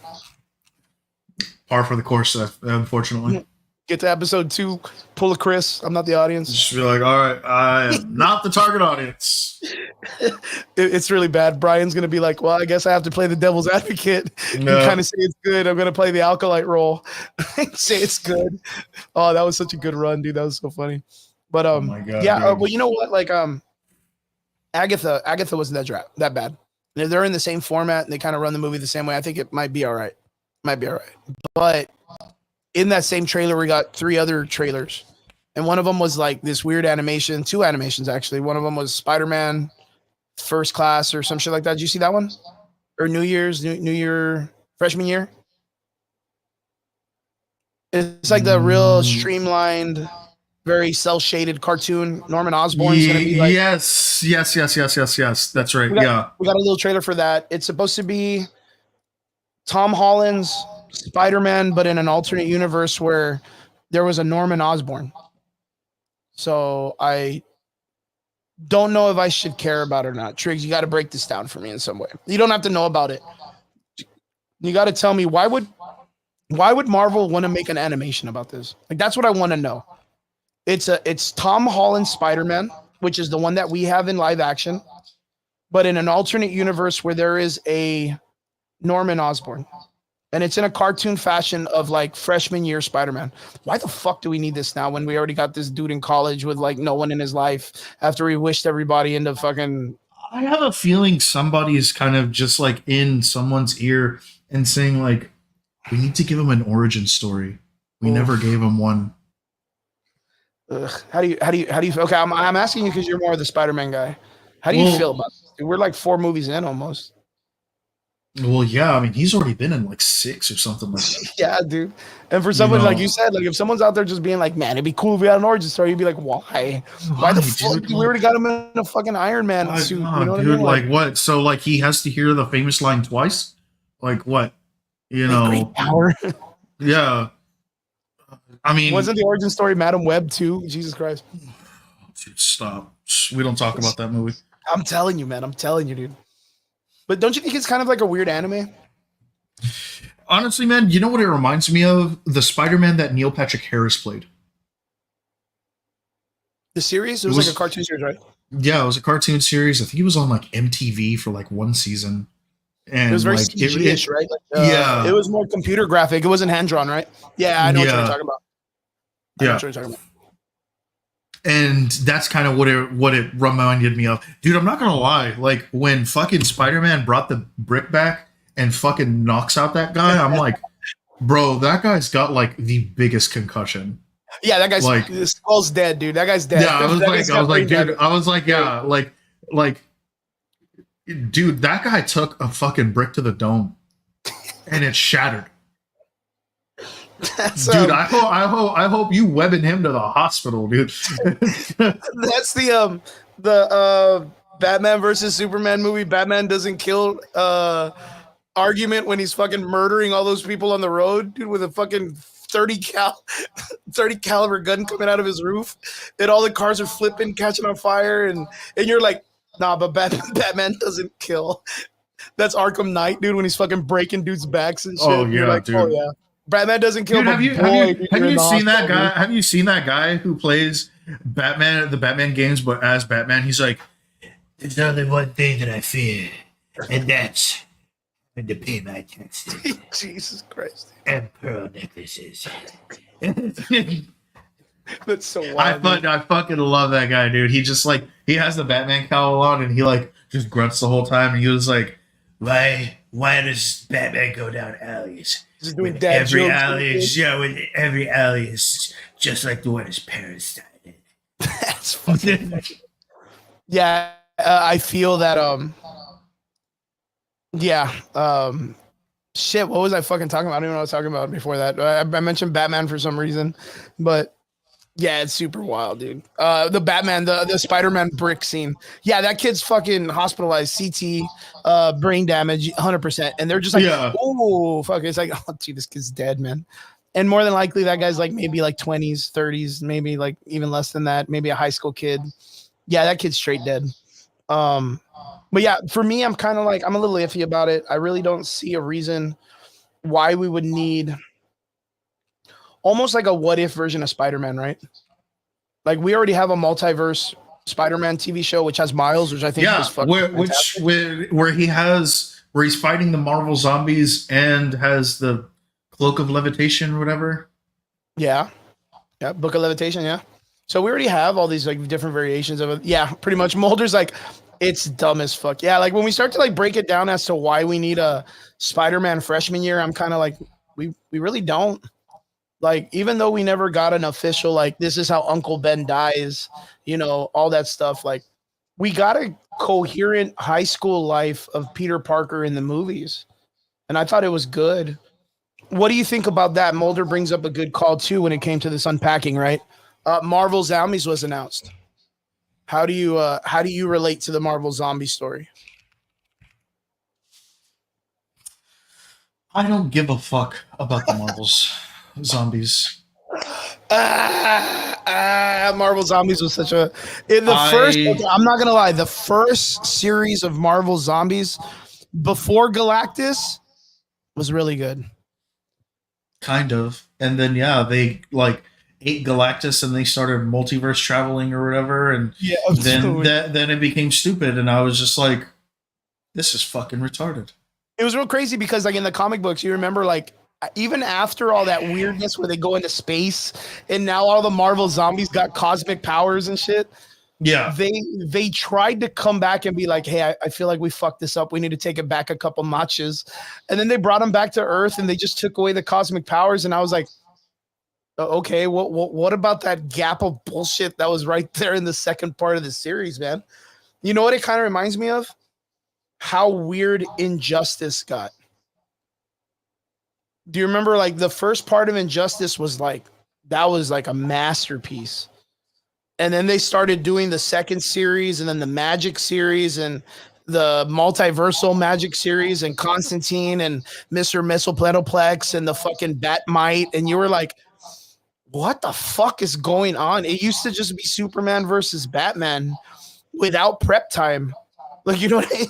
The only prep time was the Joker and the fucking and now it's Superman's son went to the Injustice world with Ultraman and fucking dude and Injustice Superman just kills him. Like he fucking just snaps Ultraman's neck.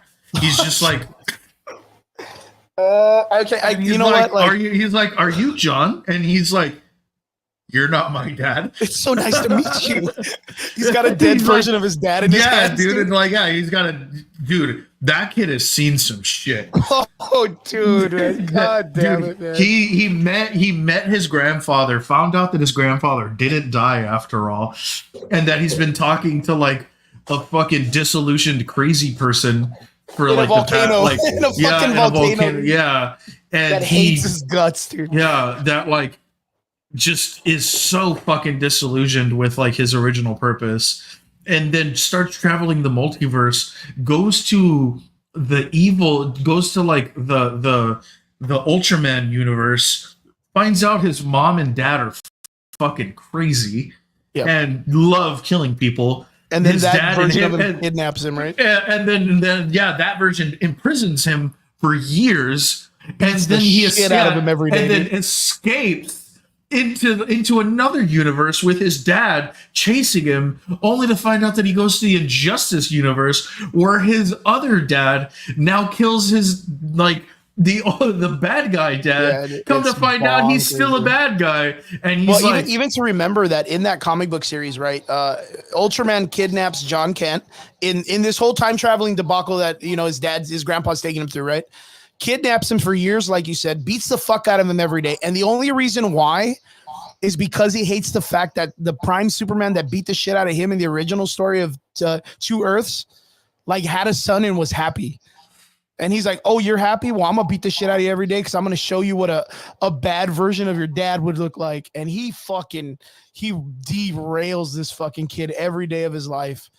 Only Dude, to like come back to his universe after like, what was it, like 8 years or 7 years or some shit? No, it's like 13 or something like that. He's aged up. He's now older than Damian Wayans, right? And he used to be younger than him.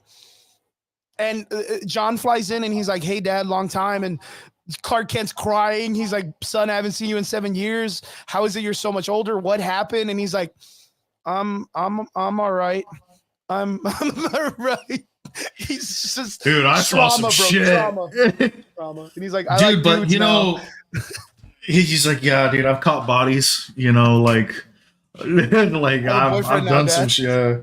Yeah, and I'm gay. I'm gay. Or why not? We're going through some shit. Yeah. And you know what? I think that the best thing for him is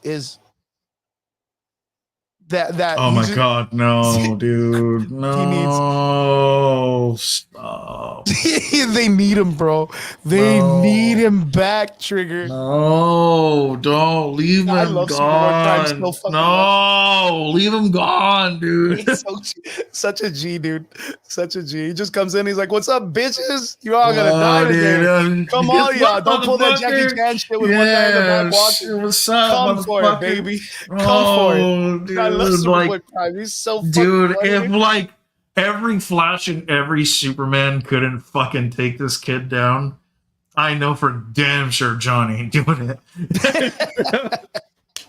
Bro, he comes back. He's working with the fucking the anti-monitor dude or whatever. And the first thing he does is like, he's chilling out. He's like, yo, the first people that are gonna get this smoke are all those speedsters, dude.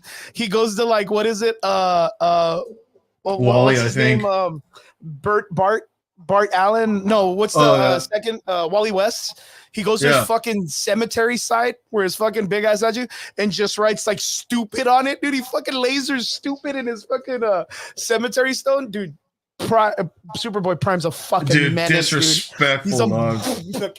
He is a menace, dude. He's the Will Smith to Chris Rock, dude. Easily in the DC universe, dude. Easily. That would be, dude. 100%. James Gunn pulls Superboy Prime, dude. I'm 100% DC, dude. 100% DC. Not even capping on that shit. I am 100% going for that fight. But that's so fucking wild, dude. That's so wild. Yeah, the Injustice story, like the Marvel Universe story, like the way that they formatted it just reminded me so much of like the way the Injustice line went. Like it was good, it was a masterpiece, and then DC was like, here's some money, make some more. And they were like, it was a Joker 2. It was a Joker 2 of comic books because the director was like, well, I don't even know where to take this shit. And it's like, we'll fucking make something, bitch. I don't care. Yeah. They were like, I get Mr. Missile Beneplex and Batmite should fight for the 8th dimension or whatever the fuck. While Constantine is like, Here, how about this? Brainiac. Fuck it. Brainiac. We'll put Brainiac back. And then Brainiac comes in and goes, oh, y'all cooked, man. Like, I don't know what to do, man. Superman's crazy. Batman's hanging out with Harley Quinn. Fucking Grayson's banging Harley Quinn. Damian Wayne's dead. Like, I don't even know what the fuck's going on anymore. No, dude. It's the other way around. Oh, Damian's banging Harley Quinn. Yeah. Dick's dead.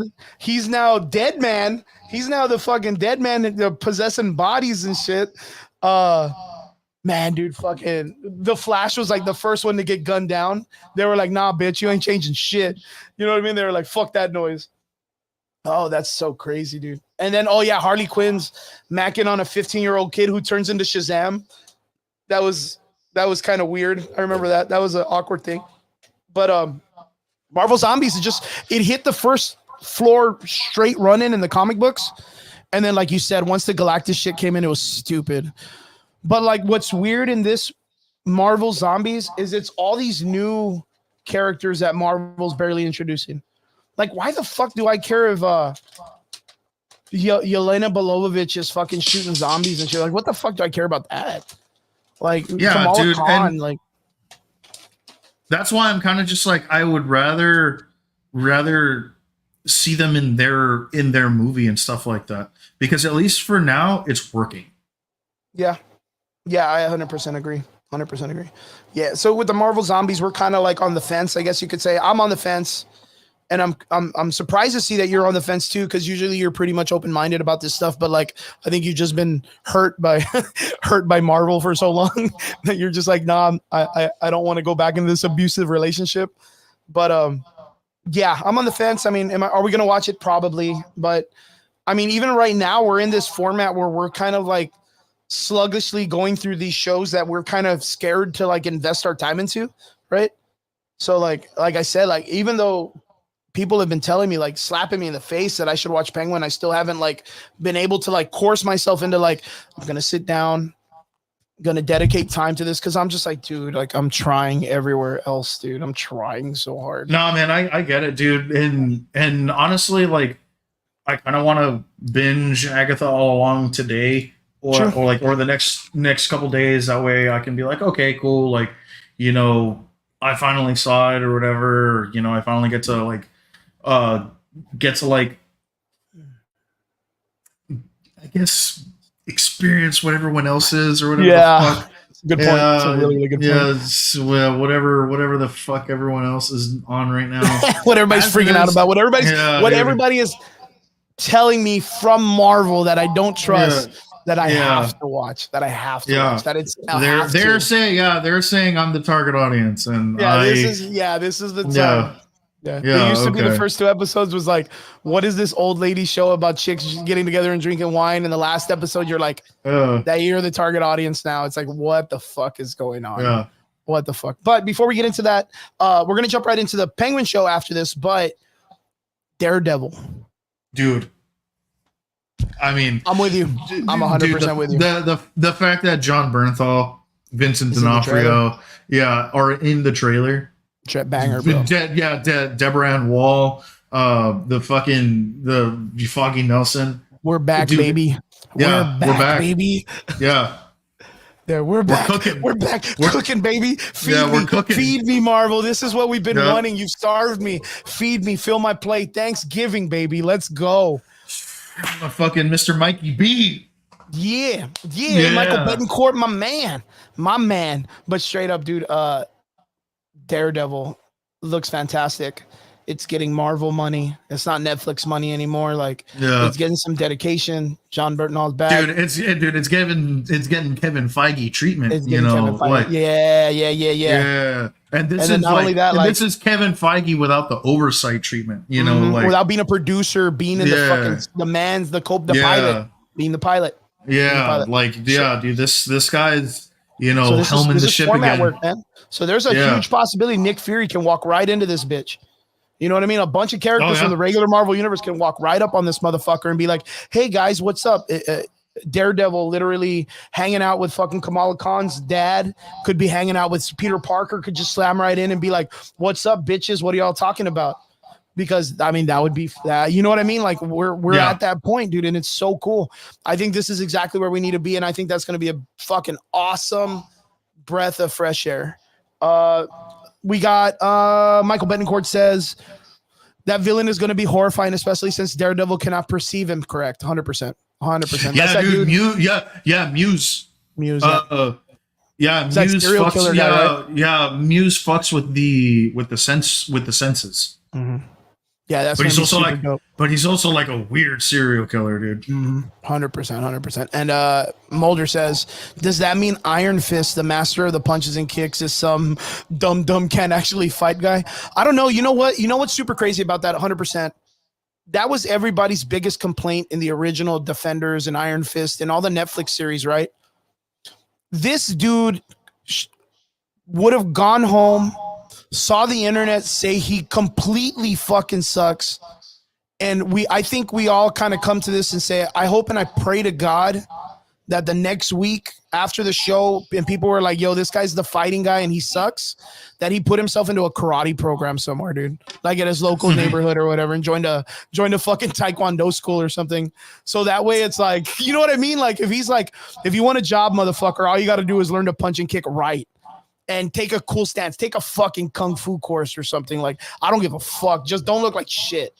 Like, don't look like shit. Use that Marvel money to fucking take a karate class, get to your purple belt or whatever you need to get to, but like stop looking like a fucking asshole, dude. You're supposed to look like a dude who got trapped with monks and has been the greatest fighter in the planet. Shang-Chi did an amazing job. And this motherfucker can't learn. Yeah, dude. Shang-Chi's choreography was amazing. And I didn't realize that Simu Liu had like no fighting background. Training before. No martial arts training before. Yeah, he was literally fresh and made himself look so natural. So good. And I was just like, dude, okay, good shit. But that's what that dude was missing, man. That fucking guy that played Iron Fist is like, bro, do your due diligence, bitch. Like, dude, Danny Rand's character looked fucking bad, man. Dude, the fact that Charlie Cox's like martial arts looked more fluid, looked way more fluid than the literal karate masters. Yeah, dude, I'm fucking, their show.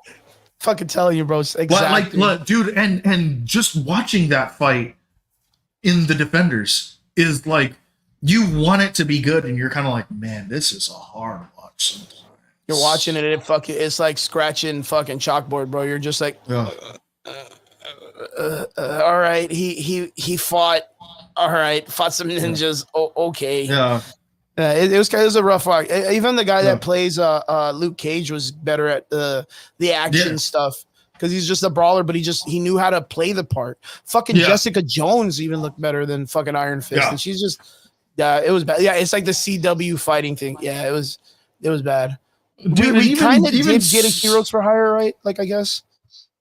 Well, I mean, they were the Defenders. Yeah, I mean, they were the Heroes for Hire. Well, the Heroes for Hire was more of like a Deadpool. Sorry, not Deadpool. Daredevil, Luke Cage, Danny Rand, and like a couple other characters. Mm-hmm. But yeah, they actually were the Defenders, like the four of them. Dude. CW fight, yeah, dude. God damn, dude. Woo! So like, go ahead. That was a rough fight. That's a rough moment in life. Yeah, dude. Yeah. I wonder if like the person that like the casting director, like if this guy just like lied on his fucking resume and was like, oh yeah, karate, I could do that. And then he hires him and then he does this and they're like this, like face palming in the back while they're watching this shit happen. Like, I wonder if it was like that. But like, I mean, in the time frame of them making that movie to now, if he would have just like joined a martial arts school or like a stunt team and had been there from the ending of the Defenders to now, it takes about 4 years to get your black belt in a regular karate school. So like the flexibility, the stances, the breakdown, like being able to at least somewhat translate that onto film should be better if he wanted the job. That's if he wants the job. If he doesn't want the job, he can go back to doing whatever the fuck. I don't know what he does. But but that's all he has to do, man. Yeah, you see, even Mulder says it's been like 10 years, right? Since the Netflix series. So like, well, since the start of it, probably. You know, I don't know, man. You know, like all I know is that the fights look more brutal. It really looks like they're going back to like the brutality of season 1. The good stuff. Yeah, the good stuff. The street level like fighting. Oh, dude! Plus, Daredevil's in it. Not Daredevil. Bullseye. Bullseye is going to be. Yeah, Bullseye will be in this, dude. I guarantee you, Muse is going to be the first act's primary villain, and then Bullseye will come back. Yeah, Bullseye will come. He'll return. He was a good character in the series too, the Netflix series, the first one, the Netflix series Bullseye.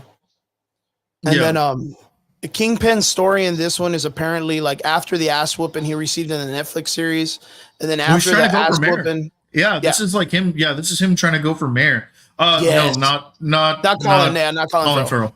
That dude's busy doing good stuff in the Penguin. Man. Yeah, that guy's busy being a fat person. Fat fuck, dude. Yeah. Piece of shit. Yeah.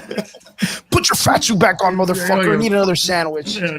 Dude, and it's so funny. You know, like I'm actually watching like Goodfellas right now, and I just see so much Penguin.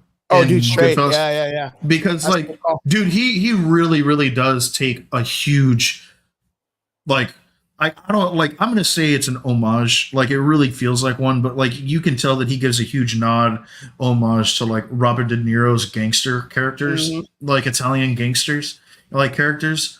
Just the way, just so yeah, just the way that like like he speaks and stuff like that. You know, it's very Italian. Mhm. Yeah, Yeah, that's pretty dope. That's pretty dope. But yeah, I'm really excited. Of course, like I think the most exciting thing is Daredevil. Like out of this impact. yeah. The one that I wanted to ask you about, which is so crazy, is the last trailer that they dropped. And this is the one that's like, to me, I mean, it'll be the last part of the conversation, but Wonder Man. I'm actually surprisingly for it. And let me tell you why, dude. I love the fact that it's a new breath of fresh air into a character we haven't seen in like 10 years in the comics. Because like it seems like he's an actor who's going to get powers or something Yeah, but like it's that. not established yet, right? Yeah. Like we're getting a good origin story because like dude, his origin story is super weird. And you know, like I don't even remember it all the way anymore because I haven't read anything fucking It's very Wonder similar Man to the related. Fantastic Four, Adam Brashear. Well, I know. Yeah. No, Adam Brashear had nothing to do with Wonder Man. No, but no. But I mean, like the science experiment gone wrong. Explosion hits the body, transfers power, but but then he becomes like pure energy and like makes a body for himself. Like I don't know, has like a weird Dr. Manhattan sort of feel to it. But yeah, dude, it's something else, man. And you know what, dude? Like I'm 100% for it. The guy who's playing him, guys, if you all haven't seen Aquaman, Aquaman, so that guy is fucking amazing. I mean, he's a show stealer. He's intense, bro. He's such an intense actor, man. Yeah. So good, so fucking good. But yeah, it's super crazy that because even Michael Betancourt in the comments section, he's Black Manta. He's 100% Black Manta, and I think that literally he's probably the best thing in the Aquaman show, like in the Aquaman movies. Like like Jason Momoa plays always these fun characters, just like he did in Fast and the Furious 10. Like he's just a funny guy and knows how to do it, right? But like this guy, like you 100% feel this dude's like a villain. Like he really plays the Black Manta part super well. So, and in the one, you saw the Wonder Man trailer, right? Yeah. He's got like this real like charming attitude to him, right? Like you're on top of that, Ben Kingsley's Ben Kingsley's characters in it. The original man, the original Mandarin. You know, so like, dude, and you know, like, I wonder if this is going to be the inclusion of fucking Simu Liu's, you know, Shang-Chi, because don't forget that guy was really integral in fucking Shang-Chi. Yes, he was. Yes, and he also like not really a big villain, but like a charming character. He was always really fun, and you know, you just like. I mean, Ben Kingsley is such an amazing actor. So for him to be in there playing the same character, this really like Woodstock hippie kind of like I love everything. I do a bunch of drugs and drink and party, and I'm just trying to live the life and shit. And he's like this guy's. I want to say he's probably like his manager or PR guy or something stupid, or fucking acting coach or whatever the fuck, dude. I don't know. Dude. This is gonna be super funny. You're gonna get these two very amazing actors working together, and I think it's gonna be great. But do you think this opens up the ideas of us getting like the Grim Reaper, like his brother, right? That's Simon's brother, Wanda Man's brother, the Grim Reaper. That's that one villain that has that big ass scythe on his hand, and he has almost like the weird like ears. He has like a crossbones. I vaguely know who you're talking about, but dude, that guy's a G also, dude. As a villain, he's crazy, bro. Fuck, man, who the fuck knows at this point? But he's like, you know what? There's a lot of people, and again, more comic book guys like us will probably call it out, like it's all right. But he's a very like beeline character. Michael Betancourt, if you're still in the comment section, like give us your point of view on that about it says that he will be in it actually. Go okay. Well, I mean that's cool, but he's such a rarity character. Like not a lot of people. There's no way, dude. There's no way that people are gonna be like, oh, dude, fuck yeah, Grim Reaper's so hype. Out of the millions of people that watch this shit and are just normies, like there's no way. But Yeah, you see, like Grim Reaper, he used to be one of these like almost like the what's the destruction crew? What are they called? The damage control. Remember like those beeline villains that always kind of like rob banks in the comic book stories, and like Spider-Man comes in and beats them up and captures them. Like he's one of those guys with like the guys with the bats and the fucking the big ball, like the big wrecking ball, the wrecking crew or whatever. Like he's one of those guys. So it'd be pretty interesting. He's a good Yeah, Avengers. no, yeah. He's like officially going to be in it. I'm like looking That's it cool. up right now. Yeah, that would be really cool if they could pull it off really well. Even if they had like, okay, so apparently he is going to have superpowers, and he's an actor and stunt person, and he's actually auditioning for the lead role in a superhero television series. Okay, Triggs. What if it ends up being the one from Civil War, dude? dude, The not reality even, bro. show, remember? Do you remember what I'm talking about? At the Dude, very what if beginning? Dude, no. What if it's the what if it's a TV show about the uh about the musical of The Avengers? yeah, the Avengers Avengers musical. the one that they did on Broadway or whatever? Yeah. All right. That would be kind of funny. That'd be pretty funny. Like if they did like a Rent situation. Yeah. That'd be pretty cool. I think that would be kind of fun. I was leaning in the fact of it being like he's gonna audition for this reality show and they need a superhero because they're gonna do like Michael cops. Betancourt, I kind of want to bring you onto the show, man, because like you know a little bit more about this than we do. No. I mean, he's absolutely correct. Like this is the way it is. Wonder Man is an actor, but he has these powers I knew that he was like a quantum physicist or something like that. Well, he's like a ball of energy. Like that guy like doesn't have an actual physical form. Yeah, you see, Michael Betancourt knows what I'm talking about. They had the new reality, the new Warriors reality show, which is the younger cast of characters that like Speed Cannonball and all these other guys in it. They even brought in the main character, but he was his She-Hulk. He's the guy that jumps out the window. That's like Mr. Immortal or something like that. That guy was in the new Warriors team also as like their main guy. So like maybe that's what they're casting him as. And he's kind of like this dude that has powers, and you know maybe they do something where they Nathan bring Fillion is coming out in it. Who? Nathan Fillion is coming out in it. Well, he was supposed to be Wonder Man in Guardians of the Galaxy 2. There was a poster in the back on a theater, and it had Nathan Fillion. Remember. It was like who's Wonder Man? Yeah. So like he was originally, and then it fell through because of this actor that got it. So James Gunn used him in Guardians of the Galaxy as that funny guy in space or whatever. So like it was supposed to originally be Nathan Fillion, which would have been dope too, because he's kind of like in that format. He's more closer to acting like Nathan Fillion naturally does. But yeah, still cool, dude. I would love to see Nathan Fillion pop off in it. But it's so weird because like Vision ended up being, or not Vision, motherfucker. Wanda Vision. Jesus Christ, dude. This monster's got me all fucked up. Bleh, just vomiting shit. Wonder Man ends up being the ideal like personality trait that they end up installing into the original Vision. Wanda falls in love with him, then comes back and falls in love with Simon, which is Wonder Man. They have a whole love triangle. Vision's brokenhearted. Then it all comes through. It's super weird.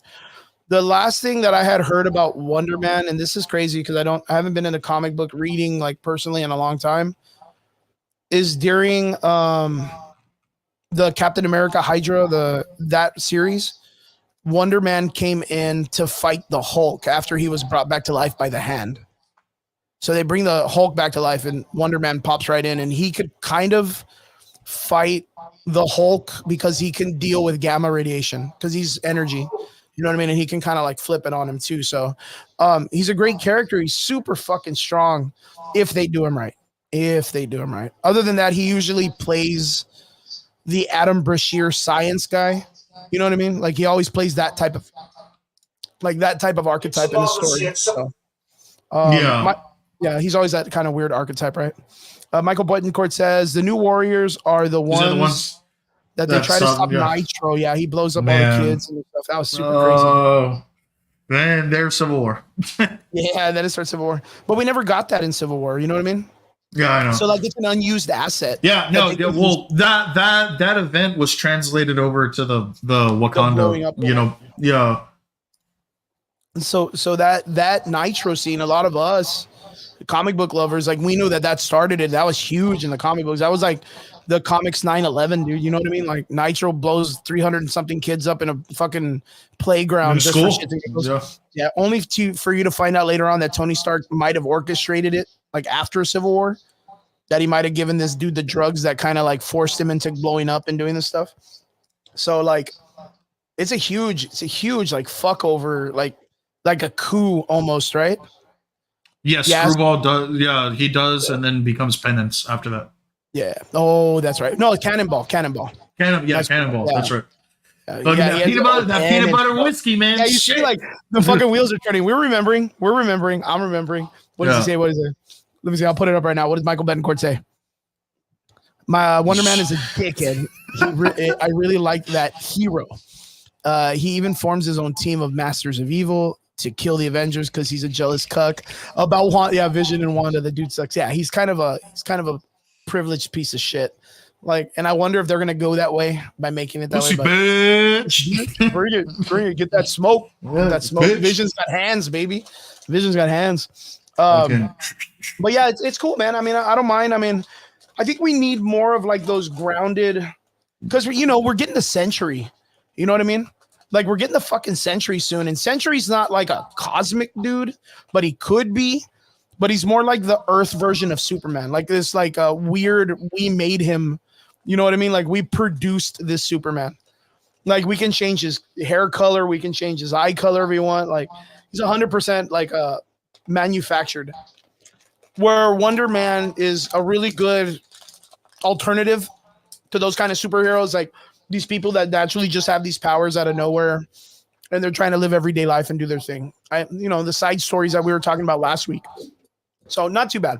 So we'll see how it all plays out. I'm kind of eager to see what they're going to do with him, but at the same time, I think it's kind of late to introduce characters like that real crazy. But especially right before a big action move. But yeah, easy stuff. Wonder Man, cool. Daredevil, probably the highest rated thing that we're probably really looking forward to. Probably the only thing we actually give a fuck about. Yeah, easily, dude, easily. But onwards to the last part, Triggs. It's going to be Triggs' talking point. He's super excited to talk about this. Of course, he's been watching it. I haven't had the chance. Triggs, tell us, bro. Penguin, episode 6. What do we got going on? Did you like it? Did you love it? Did you hate it? Did you have some pros, some cons? Like, where do you feel like it's going? Hit us with it, brother.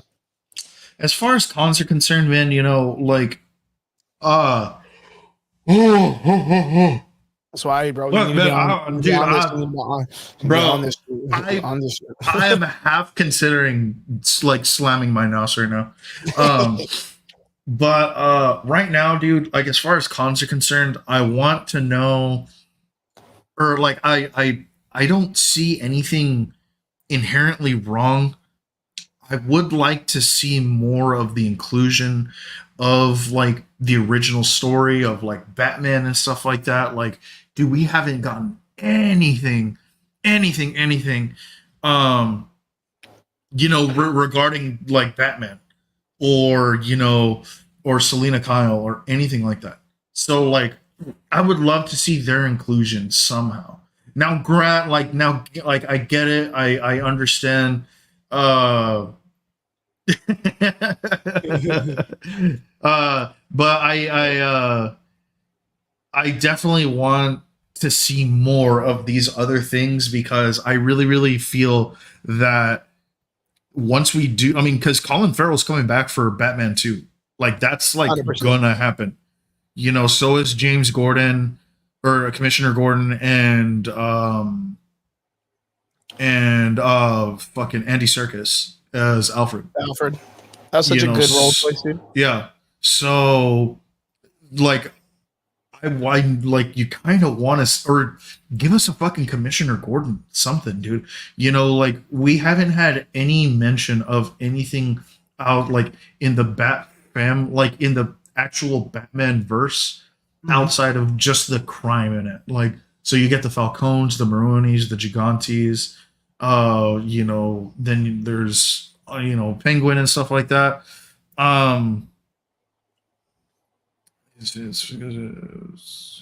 Let me get it up. I'll put it up right now. Yeah, I like that aspect though. Rufo is as though Gotham has abandoned its citizens and only the criminals like Penguin give any kind of a shit about them. I do too. I know what you mean, but what I yes, it is confirmed. What I but only just to like give more context as to like what's going to happen, because obviously they're going to continue with this like isolated universe, you know, that they're building right now.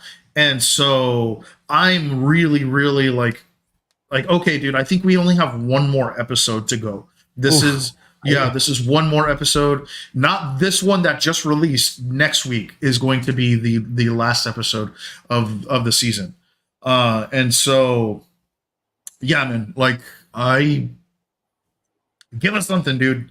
Mm-hmm. You know, but as far as likes are concerned, bro, I love so much. It's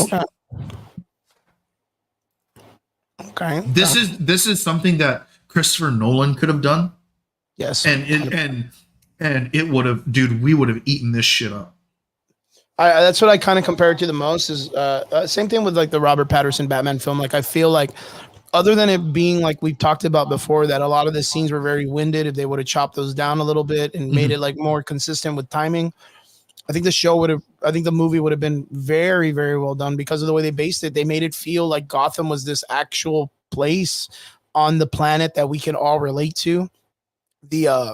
The dichotomy of what the planet, the Gotham City acts like on the street surface, you know, the politics, the crime, the syndication, all of that stuff is there, and we all relate to it so well, especially in the crime noir that Joker and the Batman movies are all about.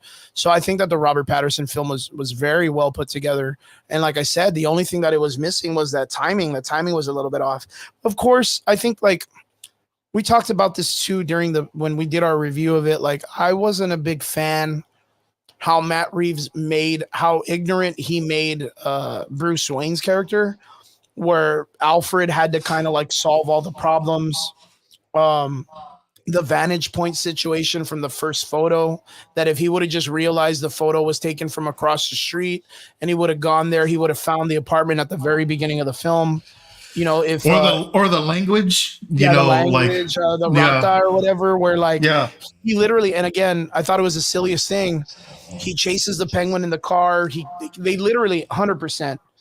They blow up a gas truck and a bunch of other cars slam into it. So it's a large percentage of idea that, I mean, on the minimal, 7 people dead, at least 7 people dead on the expressway because of what the Penguin did.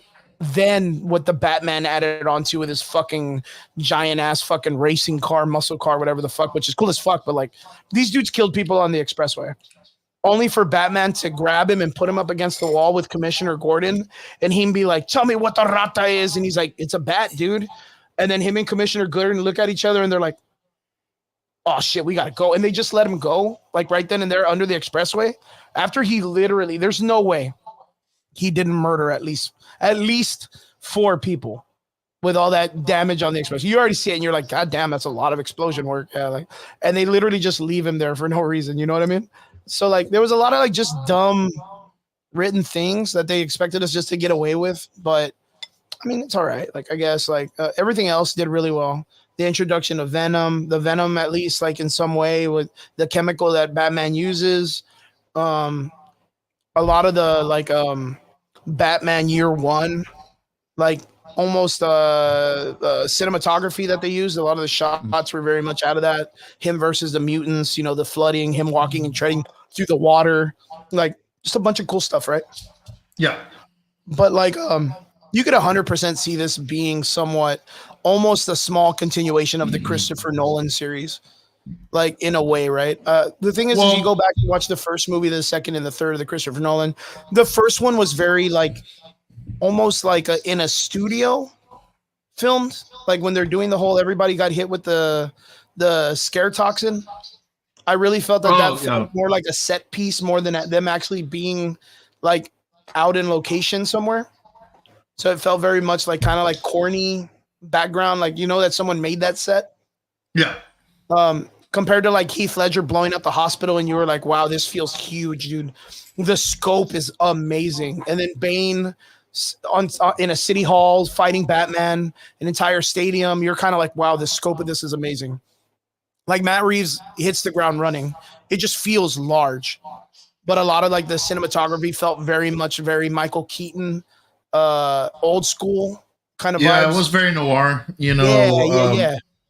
So not too very. so for them to say, for you to say like the Penguin movie is very much like you feel how it can gravitas towards like the Christopher Nolan thing. That's cool as fuck, dude. Like that's a really great idea to kind of like, if they can relate in that way, like you can get so many people hooked back into the Matt Reeves Batman. Because I really think they're in line to be the Batman for James Gunn. Because if they do it good, why the fuck not? Dude, you know what I mean? Honestly, man, like James Gunn, I really feel is not afraid to push the envelope and to do things his way. I mean, we are talking about the guy who fired Henry Cavill. Mm-hmm. Who fired The Rock, who fired like the entire DCEU. So like, granted, those films weren't doing a whole lot, but they were established. Like we had a universe for them. That's pretty dope. Yeah, Still making a fan film. That's dope. Cool job, but like I said, man, like we're looking at something that like that honestly is very like game changing, at least like Batman wise, because we had Gotham and stuff like that, and Gotham dealt with Commissioner Gordon, but after a while it really started to deal with Bruce Wayne and everyone else. Then we had then there was like Pennyworth, and that fucking tanked. Pennyworth, that was a good show. Yeah. Good show. But my thing is that like, dude, this is like if Sopranos met The Shield. Yeah. Okay, I can see that. That's dope. That's a really good call. That's a really good fucking call. So because what everything is just so underhanded, man. Everyone's backstabbing each other. Everyone is just out to get, is out for themselves and stuff like that. Like the ending of this last episode, episode 5 or 6, I mean, dude, was just heartbreaking. Like the way that it ends is just like, oh my God, I need to know what happens, dude. And like now I'm gonna watch it right after this, and then, dude, I'm shaking in my boots right now, dude, to get that final episode of shit. By chance, like with the series on the episode 6, and we got one more that's going to be the season finale and coming to an end. Have we gotten any kind of like small nods to like the Batman? I keep asking you this because usually towards that show ending, no, man, and that's what I was saying at the beginning of this, is that we still haven't gotten that. Shit, that's crazy. Yeah. You would assume by now that they would be like, oh man, and there's that pointy-eared freak or whatever that they always, they're always talking smash about him, and then he pops in and fucking punches him behind the ear, donkey punches him, and then they're like, what the fuck is that? You know what I mean? Honestly, I would be okay if they gave us like a Commissioner Gordon sort of thing. You know what I mean? Yeah. Straight. So far, you got one more episode left of the series. What are you dropping on it for like a rating, dude? So far, so good. Dude, I'm still at my 9 out of 10. Oh yeah, it's a good call. Fucking 9, dude. That would be pretty dope. Mulder asks, is this a prequel to the movie or is it an after, like a post-sequel? Post. Okay, so it's a continuation of the original story. This picks up 3 weeks or 3 months after everything has happened. Okay. And Michael Betancourt says, yeah, closest we get in a quick mention of the events of the movie and the Riddler, but that's about it. Wow, that's super crazy, man. Because like I wonder when they're gonna start, because it's a good thing, right? When they start establishing that fear of the night, right? That fear of the shadows, that fear that something's in there watching. Dude, and like one of the most important like scenes that just happened in this past episode, in episode 6, was done at night in broad, like in out in the open. Oh shit! And nothing, no fear of the dark and shit like that. Wow, that's so crazy, dude. That is so crazy. Well, dope, man. Well, you guys heard it here. Triggs gives us a 9. You know, a 9 out of 10. Michael Bedencourt in the comment section. Some of our people in the comments are giving it high marks. Guys, check it out. I'm gonna wait until the last episode drops. I'm just gonna watch this next week, or is it this week? So this week is episode 7. Next week is episode 8, and I believe that's going to be season. And that's when it ends. Cool. Yeah. I'll probably just wait to episode 8, watch it all together, binge watch the entire show. I think that's the best thing. It sounds like it's going to be just a great sit down and just chill the fuck out for a whole day thing. Get some pizzas, drink some beers, do some coke off everybody's back or whatever. Hell yeah. What was it? Who were we talking about? Oh yeah, Cain from the Bible. If he was still alive, he'd just fucking be doing mounds of coke all day. Just yeah, that's all he's doing. He's like, got to do something, man. I need to feel alive. Onwards to the last part of the conversation, Triggs. You had Penguin, and I know you haven't had the opportunity to watch this show. It was mentioned earlier. Michael Bedencourt jumped in and talked about it too a little bit. And Agatha All Along finally had its finale. They dropped the last episode this past week. They did I think it was like the second to last episode put together into an hour. But yeah, the show ended, and I thought it was pretty good. The ending came out pretty solid. At the beginning of this series, I feel like it was kind of like it was stretching a little bit, right? I think you and I talked about it where it was a little too much into like the weird arts. Like I kind of feel they could have added more fakeness to kind of like not have to do the real life stuff and Ouija boards and all that thing. I'm not a big fan of that myself because, you know, just my being kind of somewhat of a religious guy, like I don't really care for that too much, and I don't want to like be impending that on people. But of course, it's entertainment. People can use it how they wish, and I really at first wasn't really into it because of that. Then Brian, our good boy Brian, was like, "Yo, Chris, you need to check this out, man. It's not too bad." So I jumped in, kind of like the way it was with Alkalite. I watched the first episode, then I jumped into like the 4th or 5th episode, and on the 4th or 5th episode, I was slightly brought in. Like it was cool. Like the actresses, everybody that's there did a really, really great job. They got me the main chick, I forgot her name. The one that plays Agatha, very charming character, very you want to love her, but you hate her because she's a piece of shit person, but you want to love her. Aubrey Plaza, such a G. I love her. Anything Aubrey Plaza's in, I can watch the shit out of. She just carries so well. The new kid that they brought in that is playing the character of Billy / the teen, did a really good job. Like he went out there and he did a really, really great thing for the character that he's playing. And not only that, outside of the character, he's very much like the girl that plays Kamala Khan, where like they have this like passion to want to be these characters outside too. Like they talk very highly and they understand the opportunity that's given to them, right? They understand that very well. And they're like, we're not going to squander that. And we're going to take advantage of this. And we really want to do this for a long time. And not only that, you get the introduction to probably one of the most strongest magic users in the Marvel universe, being Wiccan. And you get him in full glory costume, dude. And I will be the first person to say that he looks amazing in that costume. Like, for some reason, after seeing the scene with him as in costume, like I was more excited for Young Avengers. Like I was more excited to see like the whole crew come together. It looked good. It looked really good. It looked really damn good. But yeah, overall, I think the series was good. For me, Agatha Harkness would probably be like a hard 7.5 to 8. Like I think it's solid. Yeah, man. It was crazy. Like, yeah, you know me, Triggs. You know I'm super critical about this. So like for me to say that it would be like a really hard 7.5, like nothing below that, it would be a little bit kind of at an 8, but at a 7.5 for sure. Something watchable, something fun.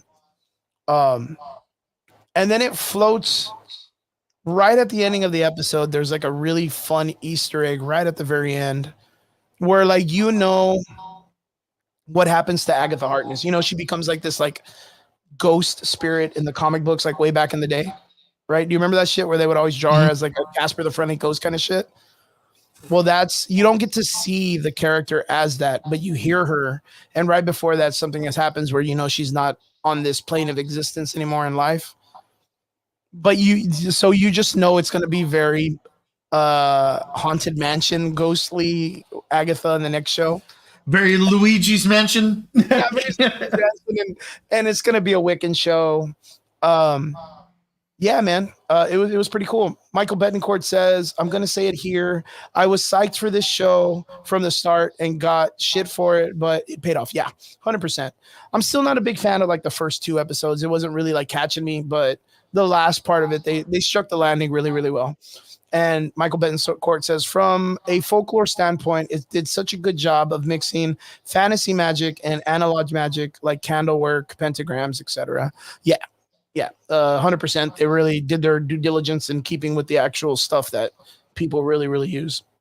So, Triggs, by chance, I know you're probably gonna binge watch it. I don't wanna really spoil anything for you too much. That's super crazy that you're not gonna see like, you know, you'll see the Wiccan shit. You're gonna see all that stuff. You're gonna see him all over the place. And you already told me you knew Aubrey Plaza was gonna be deaf. Like you're super excited because what Yeah, a dude. fucking show to get a cosmic entity, bro. Like, And a huge cosmic entity. look, God, Yeah. dude. I mean, She was supposed to be in fucking Infinity Wars and fucking Thanos dude, is she's the reason Infinity War happens. so for her to be an Agatha for no reason, like it's crazy, dude. It's crazy. But what kind of questions do you have about it? Like what are your reserves? What are your thoughts on the whole situation? How do you feel that this like does this give any closure to like the Wanda Maximoff story? Um I wouldn't say closure, but what it does give you is the hope that Wanda, there's still something out there for her. Like there's 100% something out there for her. And it's crazy because the idea would be that Wanda's whole entire existence was to be like, yo, I did this because I need to find my kids or Yeah. whatnot. And then to see the kids come back, which they come back, I told you a little bit about it, that they come back in such an interesting way compared to the way it was in the comic books. Yes, she would Um, have. um, the idea that the character Billy really isn't like at all like needing to look for Wanda. He's more in essence trying to find his other half. And I mean, I won't ruin anything with that, but I mean, you as a comic book reader understand what the other half of this person is, right? It's interesting because that becomes his dynamic point. Like that becomes his whole like force of moving, where he's like, if I'm gonna risk it all, I'm gonna risk it for this because I need to go out there and find it. Yeah. So and you know it was all right. I mean, like Muldrick says he kept falling asleep, and I understand that too. Like again, easiest thing to say is not the target audience, right? But the thing is like I've said before, Muldrick and Raul earlier, like us old school comic book guys, like we understand who Wiccan is, we understand the Young Avengers, we understand that they're trying to implement all these characters, and at the last minute before Secret Wars, like how are they going to do it? How do you? I feel like they took the time in this because of the witchcraft stuff and the LGBT community stuff and like all that stuff. They really took a lot of time to make you story-wise want to care about this character. Like they didn't shoehorn this guy just in. They really like built it. They built it. This is what America Chavez suffered with. This is what Kamala Khan in some way kind of suffered with. Ironheart is definitely going to suffer from this, where like no one's going to give a real rat's ass about her. She was already in a film and nobody still likes her. And the only other one that has this kind of like feel is Kate Bishop. Like I loved Kate Bishop. And I don't know if you liked it. I loved it. I still think it's one of the best Disney series out there. Of the Young Avengers, she probably had my more favorite series. Story, right? Yeah. 100%. And I like her character. So like with that, I like the character Wiccan. I dug him when he came out. I think I can appreciate this character a lot more than I really did in the comic books. So to see him come in, I'm okay with that. There's no way I could defend this. I still don't know in what factor these people are going to matter in the Secret Wars story. Like, I don't know. And Triggs, you can like, I would love to hear your explanation. Michael Betancourt, Muldrick, if you guys want to put your comments in the comments and we'll talk about it. I still don't know why the overarching importance is to build the Young Avengers into Secret Wars when they were never, and I don't quote me as wrong, they were never a part of Secret Wars to begin with. Like in any form and factor, none of the characters, none of them. And again, they could correct me if I'm wrong, please, because I got the book right there. yeah, I have no idea. And Triggs, that's why I want to ask you, is because I know, like, between you and I, you know, I'm a fan of this shit. I love Secret Wars, but you got the omnibus with you. You're living that life. You can refresh. You can literally reference the exact moment in the comic book if you wanted. I can't, but what does it matter with the Young Avengers for the overarching story that God Doom is coming, Battle World is coming, Secret Wars is coming? Like, what does it matter? This is going to matter as much as Daredevil will. You know, like Daredevil is going to do nothing in Secret Wars. You know, but it'll be nice that he's available for it.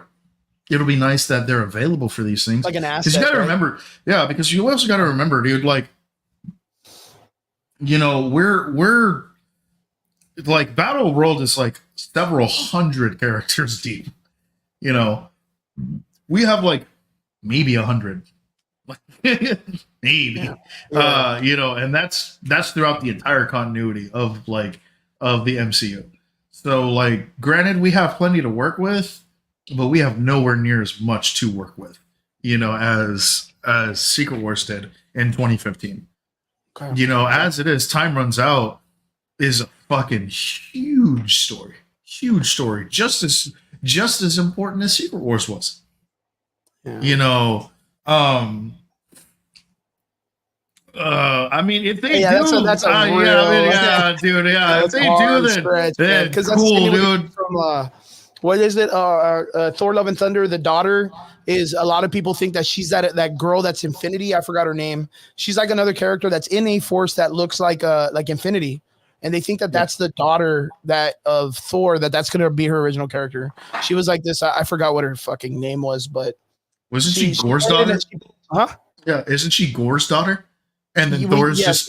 But remember, she's also like a piece of Infinity. Like, she's originally, but I don't know. It doesn't make sense. Fuck all sense.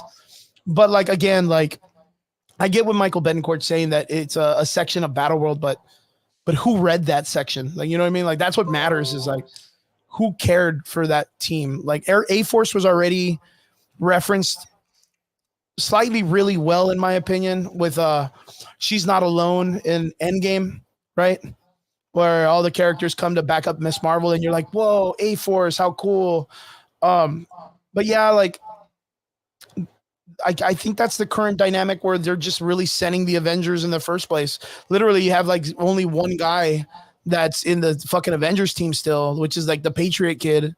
And I don't know any other guys that are going to be in the Avengers yet. So like, everybody else is just a chick. So it's going to be A-Force anyways. So yeah, I get it. But like, what do you think about that, Triggs? A-Force? Battle World? It'll be a snippet, you know. It's not going to be, and you know, and I know what Michael Betancourt's saying, because I'm essentially saying the same thing. Like, they're obviously not going to pull a 1-to-1 direct, you know, from panel, you know, to silver screen, you know. True, 100%. They don't have all the aspects. Like there's so much unestablished in the MCU as opposed to like what Marvel Comics had to work with, you know, because like, dude, that's like an 85-year difference in like material. 100%. 100%. Yeah. So I mean, you know, I'm just saying. I mean, because can you imagine like Secret Wars, the new one, right? 2015. Aaron, what's his face? What's the fucking director of Secret Wars, the comic book? What's the Jonathan Hickman. Jonathan Hickman, right? I was thinking the Aaron guy that do the Thor stuff. I don't know why. Um, he had an asset of people that dealt with like I mean, fucking Captain Britain's in the first 5 minutes, like of the fucking reading material. Like Captain Britain, Thor, Storm for some reason, Apocalypse, and Mr. Sinister are all literally in this fucking meeting room as they're banishing Braddock's to the fucking over the wall or whatever the fuck, right? Yeah. So like the reach of into Marvel's lure and pockets and teams is like way the fuck out there, dude. Literally Apocalypse, Storm, Maddox. So what's that girl's name? Pryor, Madeline Pryor. Oh yeah, Madeline Pryor. Yeah, Black Bolt. Fucking Medusa. Like, there's so many weird ass people in the background that you're kind of like, damn, this fucking Maximus the Mad as well. Yeah. Fucking Black Bolt's little brother. Black Bolt's, yeah, little brother. There's so many just like weird like reaches into like the depths of comic book hierarchy and the villains that are there with Doctor Doom as these like sergeants or people that run territories, right?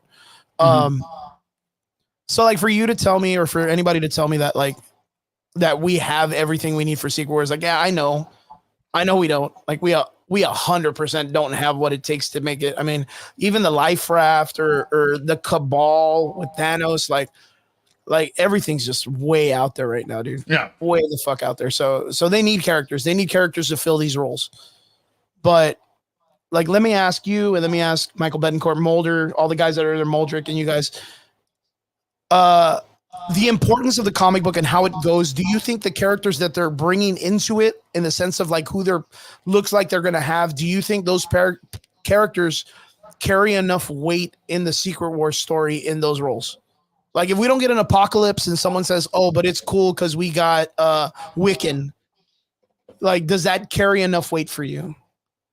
No, but mostly because like there's a lot of things that are going to be that still need their like establishment underneath them. Like we're not going to be getting Secret Wars for at least another 2-3 years or something like that. Mm-hmm. So like, I mean, they have plenty of time to work with them, but we'll see what happens, with those projects as they come out. Yeah, it's a good point. I see what Michael Betancourt's saying, but I kind of feel like you guys can tell me if you don't agree with me. I respect that. When the whole thing with Kang, the actor, what was his name? Jonathan Majors. Yeah. Like when all that stuff kind of went down, he got fired, he got let go. When they released that and Kang was kind of like in this like limbo of not being there or maybe there, if they replace him or not, like the gravitas of the Young Avengers story kind of like went out the window for me. Because other than that, having the Iron Lad to be Kang and that story is literally the only thing that makes sense. America Chavez and then kind of like hunting down Kang to stop him and doing that whole story. Like that's kind of like it, right? Like the Vision Quest and all that stuff, like with the Young Avengers, like to the Kang story. Like, I mean, what else do they do other than Kang's story? Not much. I want to say, like, and we're not trying to talk shit. Like, we're not trying to bust this. Like I said, I love Kate Bishop's story. I can't wait to see her again. Yelena Belovovich is pretty cool too. Like, I can't wait to see her in the Thunderbolts. Like, Kamala Khan did okay, and I think we saw someone say that they agreed with that also. And of course, I think they did pretty good with the Wiccan character in this past one. Patriot's been introduced, but like what do they do? Like, what is the overarching story to have this team come in, and what is their end game? What is their Infinity War? What is their arc? What is their Siege? What is their Civil War? What is their Brand New Day? Like, what is their thing? Like, what do you think, Trix? You're probably like me, dude. I have no idea. They really don't have one. Nothing of that magnitude, but only because like they're never going to get one because they don't sell the way that the Avengers do. True. The way that Iron Man does. So they're never right? Yeah. They're never going to get something like that. What was the one that they had that was with Hulkling? That's the closest they'll ever get. Yeah, And because that was I can't even that remember was the the fucking title of that it. was like that was like when the Korean scrolls like squashed their beef. Yeah, they And merged that. then and Empire, like yeah, Empire. yeah, that's right. It Yeah, was Empire. Empire. That's right. But like That even yeah. with that, like that's not much, dude. Yeah, well, I Like, mean the biggest thing that happened was the fact that Hulkling was just like, "Hey, Earth, I'm gonna take it. I'm gonna take Earth. I yeah, want he's Earth." like, yo, I'm gonna And marry one of your dudes, and I'm yeah, gonna take your and planet. yeah, yeah, I'm gonna marry Wiccan, and I'm gonna own Earth now. They're like, dude, he doesn't speak for Earth, and he's gonna be like, it doesn't matter. I own Yeah. it. I kind And of feel like that's the only thing. And then they had no. like the Champions run, which I mean, yeah, it wasn't very good. And we did. First, I don't care what anyone says. Champions wasn't canon. You think so? You didn't like the fact when they were like, what was it like after Civil War? They were like, "Fuck y'all, human adults! Like you guys are assholes! Like we're running our own shit." And they had like a time displaced Cyclops and Jean. Like remember? It was weird, dude. It was super fucking weird. Um, they had who was it? Amadeus Show, and you know to bring that up, Amadeus Show was recently mentioned that they are looking for a live action actor, and they chose that kid from Ghostbusters for the Amadeus Show character. So like there is interest in Amadeus Show, which I mean Mark Ruffalo Yeah, had been a little which weird. means So that like they are putting. I mean, we already knew like they were gonna put together the Young Avengers like yo, eventually. Mulder in the comments, Show is hype. Let me know what's up, man. Like, do you dig Show? Do you dig Amadeus Show as the Hulk, the totally awesome Hulk? Like, or did you like him when he was the little smart kid that was running around helping like fucking Punisher and Hulk and all these dudes like in movies and in comics and stuff? What do you think of Amadeus Show? Muldrick says they had such a success with the original cast, and it's hard for them to replace them. True. I think that's the whole reason for them doing Deadpool and allowing the variants to fill the spots in this timeline. See, it's a good point. Using the multiverse to your advantage, bring back characters that are dead and all that all hype. Chris Evans coming back as the fucking Human Torch, but them kind of like making it look like he's Cap in the beginning of it. Yo, Yeah, they're stretching, man. But that's Ryan Reynolds knowing, like, literally Ryan Reynolds is the saving grace of that shit, dude. Like, if it wasn't for Ryan Reynolds, if Marvel did not have Ryan save the Reynolds, MCU. yeah, they would have, man. They would have fucked. Can you imagine if it was just the MCU doing Deadpool? Like, man, they would have fucked Oh that man. movie up, dude. They would have messed that movie up. But yeah, Yeah, but also to like have the balls to tell in the MCU like, no, I'm doing it this way. yeah, of course. They have to do their fucking bullshit and get it done and stuff. But Ryan Reynolds really pulled it off. But yeah. Yeah, guys, Agatha Harkness, I would give it like a hard 7.5. Like I can't really go above that too much. It could go a little bit into the 8. Aubrey Plaza, like I love her. And the chick that plays Agatha really she sold it, man. She really played the same cool character that she did in the WandaVision show, and WandaVision was such a great show too. So not really bad about it. But yeah, and the introduction of Wiccan, the fucking what is it? The fucking the magic god, the diocese or whatever they want to call him. They call him some kind of like weird, like the devourer of earths. Like he's got this weird prophecy that he's supposed to be like he's a fourth wall breaker. You know that about Wiccan, right? Like Wiccan can literally see dimensional movements like a comic book, like Gwen Stacy, like Gwenpool. Like they have comic books where he's like standing above the pages of a comic and he's looking at all the panels like unfold. So like they have this weird like thing where they have this like I don't know like dichotomy that this character is going to be like an amazing god or whatever. But they do that with everybody, right?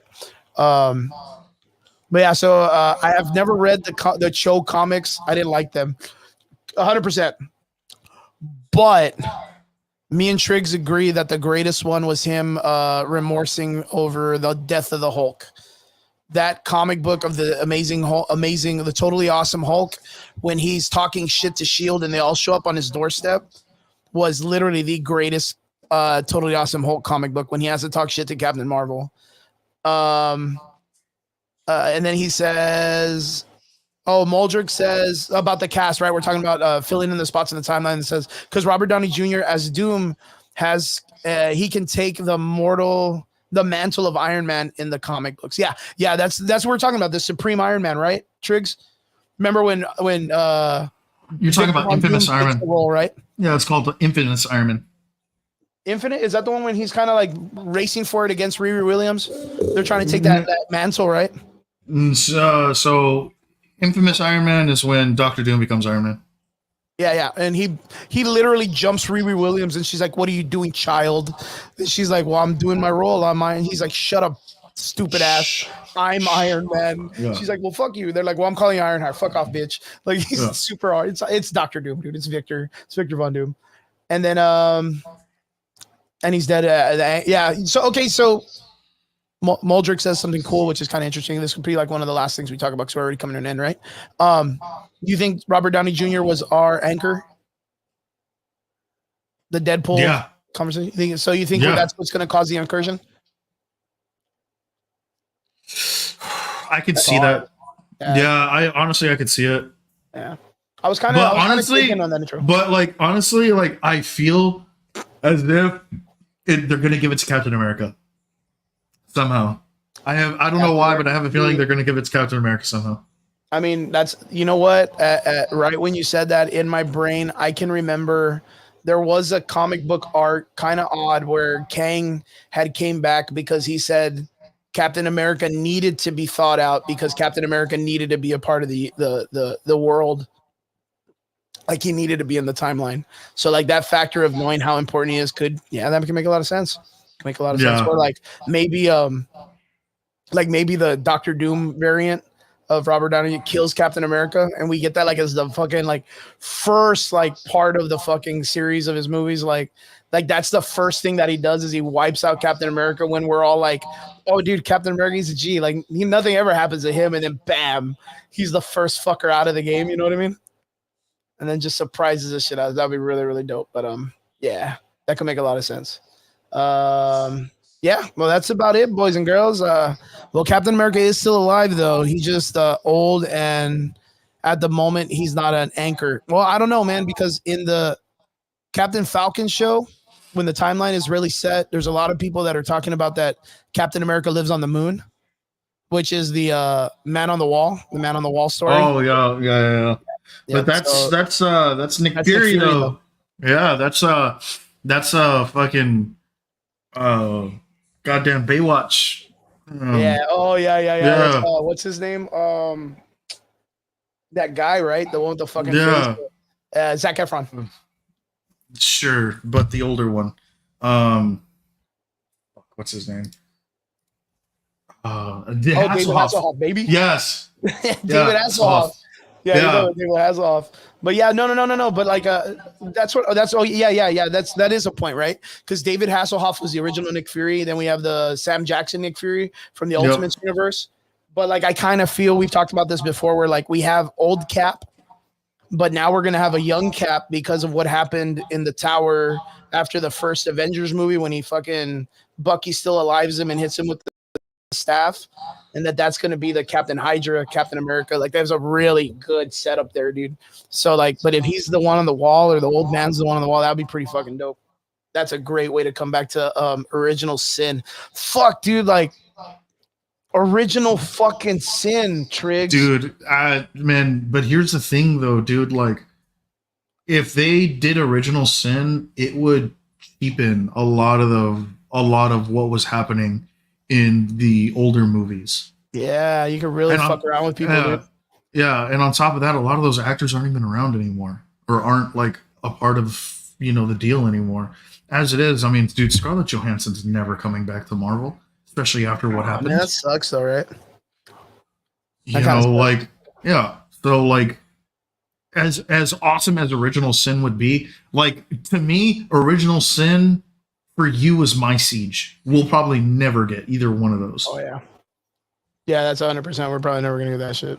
Yeah, and I'm okay with that at this far in life. Like I don't really want them to take it and fuck it up like they did like the Thor: Love and Thunder and all that other shit. So it's like I said, it's just one of those things where I'm like, dude, I'm gonna be at peace knowing that I can just read it. Oh, Mulder, what do you mean? What just happened? What happened? I was like, what? With Scarlett Johansson, they Oh had yeah, yeah. They let messed her up her go. deal. Yeah, they had messed up her deal with streaming. You know, because it was originally supposed to be in theaters, but then they moved it to streaming. But they never told her, so they like paid her and they like fucked her out of like 60 million or something like that. You know, like it was a big thing, man. Yeah, straight. Yeah, yeah. They kind of just messed up her thing, and then they paid her off, and they let her go, and then yeah, it's been a debacle ever since. So hopefully, I mean, I hope they find a way to bring her back. It'd be really nice. She's a good character, and she's one of the original 10. Like, you know what I mean? Like, so it's good. But yeah, guys, like we were talking about earlier, Agatha all along, not too bad of a show. If you guys went to, it's already all finished. It's ready to be checked out. Go check it out. Super super good. Penguins, like I said, is gonna drop season finale next week. Make sure you guys catch up with that. It's gonna be a banger. Trigger's really literally into it. So if he's in it, I'm into it. I'm definitely going to check it down. And I want to say, Triggs, always a pleasure. I think, like you Of course, said, brother. next week you're going to be starting a new job, so you'll be out for a little bit, trying until you get the schedule Yeah. fixed. And yeah, you'll kind of hop in and out like the way Brian does every now and then. But yeah, bro. After that, we'll be here next Sunday as usual. The Average Boys Podcast. We're always here every Sunday, just doing nerd stuff, doing good stuff. I want to say thank you to everybody in the comment sections, Mulder, Muldrick, all your guys from the Twitch area. Thank you guys coming and showing support. We appreciate you. Let us know when you guys are streaming. You know, tag us. We'll make sure we jump out there and help you guys out and get some words in and views in and stuff like that. To everybody out there, to all our extraordinary listeners, we appreciate every one of you for always coming, supporting us, helping us out, talking and being a part of this. Betting Court, thank you so much. We got to bring you on, man. And I want to bring on Dyad. We're going to make sure we do that shit. Actually, Dyad of the Force would be really cool because of the stuff that's been talking about the story. We got Skeleton Crew coming out for Star Wars. A lot of Star Wars talk will be covered, man. It'd be really, really dope. But as for now, we appreciate every one of you. Thank you guys so much. Every Sunday night, hear the Average Boys podcast. We appreciate every one of you. Thank you so much. And have a good one, man. And we'll see you guys again here next Sunday. Laters. Peace. Boof.